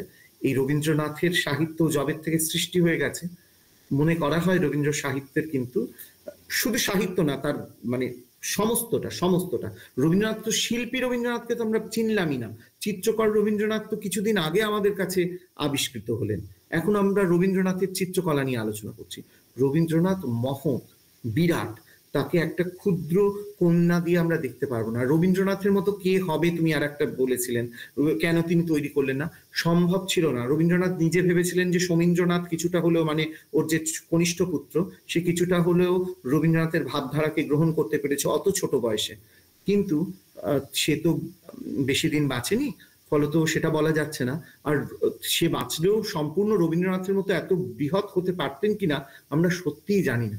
পৃথিবীতে সূর্য একটাই হয়, সূর্য তো একটাই, আর তো বাকিদের কারোর যে মানে ইয়ে কম, গুরুত্ব কম তা তো বলছি না। পৃথিবী, মঙ্গল, শুক্র সবার গুরুত্ব অপরিসীম, তাদেরও সবার গুরুত্ব আছে, তারা নিজ নিজ কক্ষপথে ঘুরছে, কিন্তু সূর্য তো একটাই। ঠিক আছে, যদি কিছু অসুবিধা থেকে মানে বলতে পারো, মানে আমি তবু রবীন্দ্রনাথের পক্ষে হয়ে মতামত রাখলাম, আর যারা রবীন্দ্রনাথের বিপক্ষে হয়ে মত রাখতে পারো বা মনে ভাবছো, ক্ষতি নেই কোনো, তার মধ্যে দিয়েই তো রবীন্দ্রনাথকে আবিষ্কার করবে। বুদ্ধদেব বসু তো ওর মধ্যে দিয়ে রবীন্দ্রনাথকে আবিষ্কার করবে। রবীন্দ্রনাথ নিজে দেখিয়ে দিয়ে গেছেন এই সমস্ত পথ। তিনি কিন্তু মাইকেল মধুসূদন দত্তের ভক্ত ছিলেন না। মাইকেল মধুসূদন দত্তের মেঘনাদ বধ কাব্য নিয়ে তিনি কিভাবে সমালোচনা করেছেন, অথচ পরবর্তীকালে মাইকেল মধুসূদন দত্তের মেঘনাদ বধ কাব্য নিয়ে আবার তিনি তার পূর্ববর্তী যে সমালোচনা সেটাকে নস্যাৎ করে দিয়ে আবার প্রশংসার সূচক সমালোচনা করেছেন। রবীন্দ্রনাথ নিজে বলেছেন, সমালোচকরা হলো সরস্বতীর বরপুত্র। বর মানে হলো এখানে শ্রেষ্ঠ, সরস্বতীর শ্রেষ্ঠ পুত্র বা সন্তান। সমালোচকরা তো সমালোচনা করবেই, সমালোচনার প্রয়োজন আছে, নচেত আমরা কি শুধরাতে পারবো, আমরা কি ভালো হতে পারবো? হ্যাঁ স্যার, একদম স্যার। স্যার খুব ভালো লাগলো স্যার আলোচনা, এবং মানে অনেকটাই মানে বুঝতে পারলাম এবং খুবই ঋদ্ধ হলাম স্যার আপনার এই কথাগুলো শুনে। যাই হোক স্যার, রবীন্দ্রনাথের সমালোচনা করা মানে এটাই নয় যে রবীন্দ্রনাথকে কেউ ভালোবাসে না, রবীন্দ্রনাথকে ভালোবাসার জন্যই সমালোচনাটা হয়। অবশ্যই অবশ্যই। এবং রবীন্দ্রনাথের যে মানে তার বিশ্বব্যাপী যে প্রাজ্ঞতা ছিল, যেটা আপনি স্যার বললেন যে পলিম্যাথ যে শব্দটা, বা তাকে বলা হয় যে গ্লোবাল ফেনোমেনন, তিনি গ্লোবালি রিকগনাইজড। যাই হোক স্যার, অসংখ্য ধন্যবাদ। পল্লবী, হ্যাঁ তুমি এবার একটু প্রসিড করো, অনেকটাই সময় হয়েছে স্যার। হ্যাঁ, না ঠিক আছে, অসংখ্য ধন্যবাদ। তোমার ক্ষেত্রে শুধু আমি একটা লাইন বলবো, তুমি রবীন্দ্রনাথকে যে মানে তুমি নয় আমি বলতে চাইছি, যারা রবীন্দ্রনাথকে সমালোচনা করেন বললেন যে তারাও অন্তর থেকে রবীন্দ্রনাথকে ভালোবাসে, এটা একদম সত্যি কথা। তার কারণ হলো এটাও আমাদের শেখানো, আর তোমরাও নিশ্চয়ই শুনেছো, মহারাজরা ছোটবেলায় যখন বকেছেন তখন শিখিয়েছেন যে আঘাত করা তারই সাজে সোহাগ করে যে। হ্যাঁ, আমরা তোদেরকে ভালোবাসি, সেই জন্যই তোদেরকে বকি। তো সমালোচকও মানে নিশ্চয়ই লেখককে ভালোবাসেন কোথাও, তার জন্যই তো তার লেখাটা পড়েছেন, তবেই না তাকে সমালোচনা করছেন। যাকে ভালোবাসি না তার নতুন বই দিলে তো বন্ধ করে রেখে দিই, পড়ি না তো।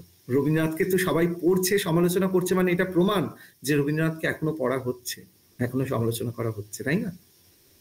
ঠিক আছে, হ্যাঁ পল্লবী, কনক্লুড করো। অসংখ্য ধন্যবাদ স্যার আপনাকে আমাদের প্রশ্নগুলো এভাবে সমাধান করবার জন্য, আর উপস্থিত সকলকেই আমার ধন্যবাদ জানাচ্ছি। আপনারা যে এইভাবে আমাদের সহযোগিতা করলেন, এভাবে আমাদের পাশে থাকলেন, তার জন্য অসংখ্য ধন্যবাদ। আমাদের প্রশ্নোত্তর পর্ব তাহলে আমরা এখানেই সমাপ্ত করছি। ক্ষমা করো, ধৈর্য ধরো, খুব সুন্দরতর বিদায়ের ক্ষণ। বিদায়ের সময় এখন উপস্থিত। আমাদের এই অনুষ্ঠানটি আমরা সমাপ্ত করব mystic force of science and সোসাইটির একজন বিশিষ্ট সদস্যা ঈশিতা বিশ্বাসের ধন্যবাদ জ্ঞাপনের বক্তৃতা দিয়ে। ঈশিতা দি, তোমার অনুরোধ করছি তুমি তোমার ভোট অফ থ্যাঙ্কস স্পিচটা আমাদের সকলের সামনে তুলে ধরো। ঈশিতা দি, ওভার টু ইউ। হ্যাঁ, বলছি। রবীন্দ্রনাথ ছিলেন না কোনো অতীতের বোঝা, তিনি ছিলেন, আছেন, থাকবেন যতক্ষণ আমরা থাকতে চাই। যতক্ষণ ভালোবাসার ভাষা থাকবে, চোখের জলে সত্য খোঁজার সাহস থাকবে, যতক্ষণ প্রশ্ন জাগবে, ততক্ষণ তার দরজা খোলা থাকবে। তিনি ছিলেন সেই আলো যা আমরা ভেবেছিলাম আমাদের দরকার নেই, কিন্তু আসলে তিনি একমাত্র যার আলোয় আমরা সত্যি দেখতে পারি নিজেকে। একান্তভাবে বলি, ক্লান্তি আমায় ক্ষমা করো প্রভু, তোমার কাছে যেতে গিয়ে আমি পথে পথ হারিয়েছি। তুমি যদি না ডাকো আমি কেমন করে ফিরি? তুমি যদি ভুলে যাও, আমি তোমার খেলাঘর বাঁধতে এসে নিজেই ঘুরিয়ে ফেলেছি সবকিছু। তাই আজ আবার তোমার নামে সেই তোমার কাছে ফিরি, হয়তো সেখানেই বাঁচা, সম্ভবত সেখানেই মুক্তি। Good evening gentleman, dear participants and friends, I am Ishita Biswas. আমরা সমাপনী অনুষ্ঠানের আগে আমাদের উদ্যোগ mystic force of science and সোসাইটির পক্ষ থেকে আপনাদের সকলকে কৃতজ্ঞতা জানাই।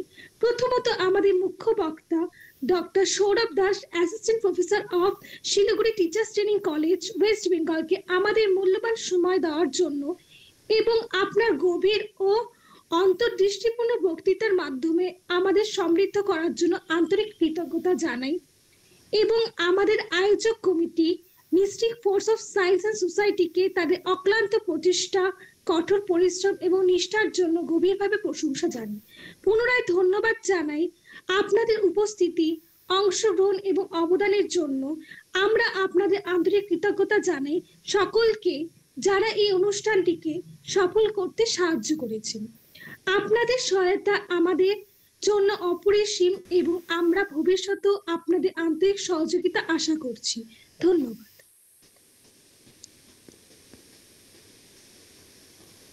ধন্যবাদ তোমাদের সকলকে।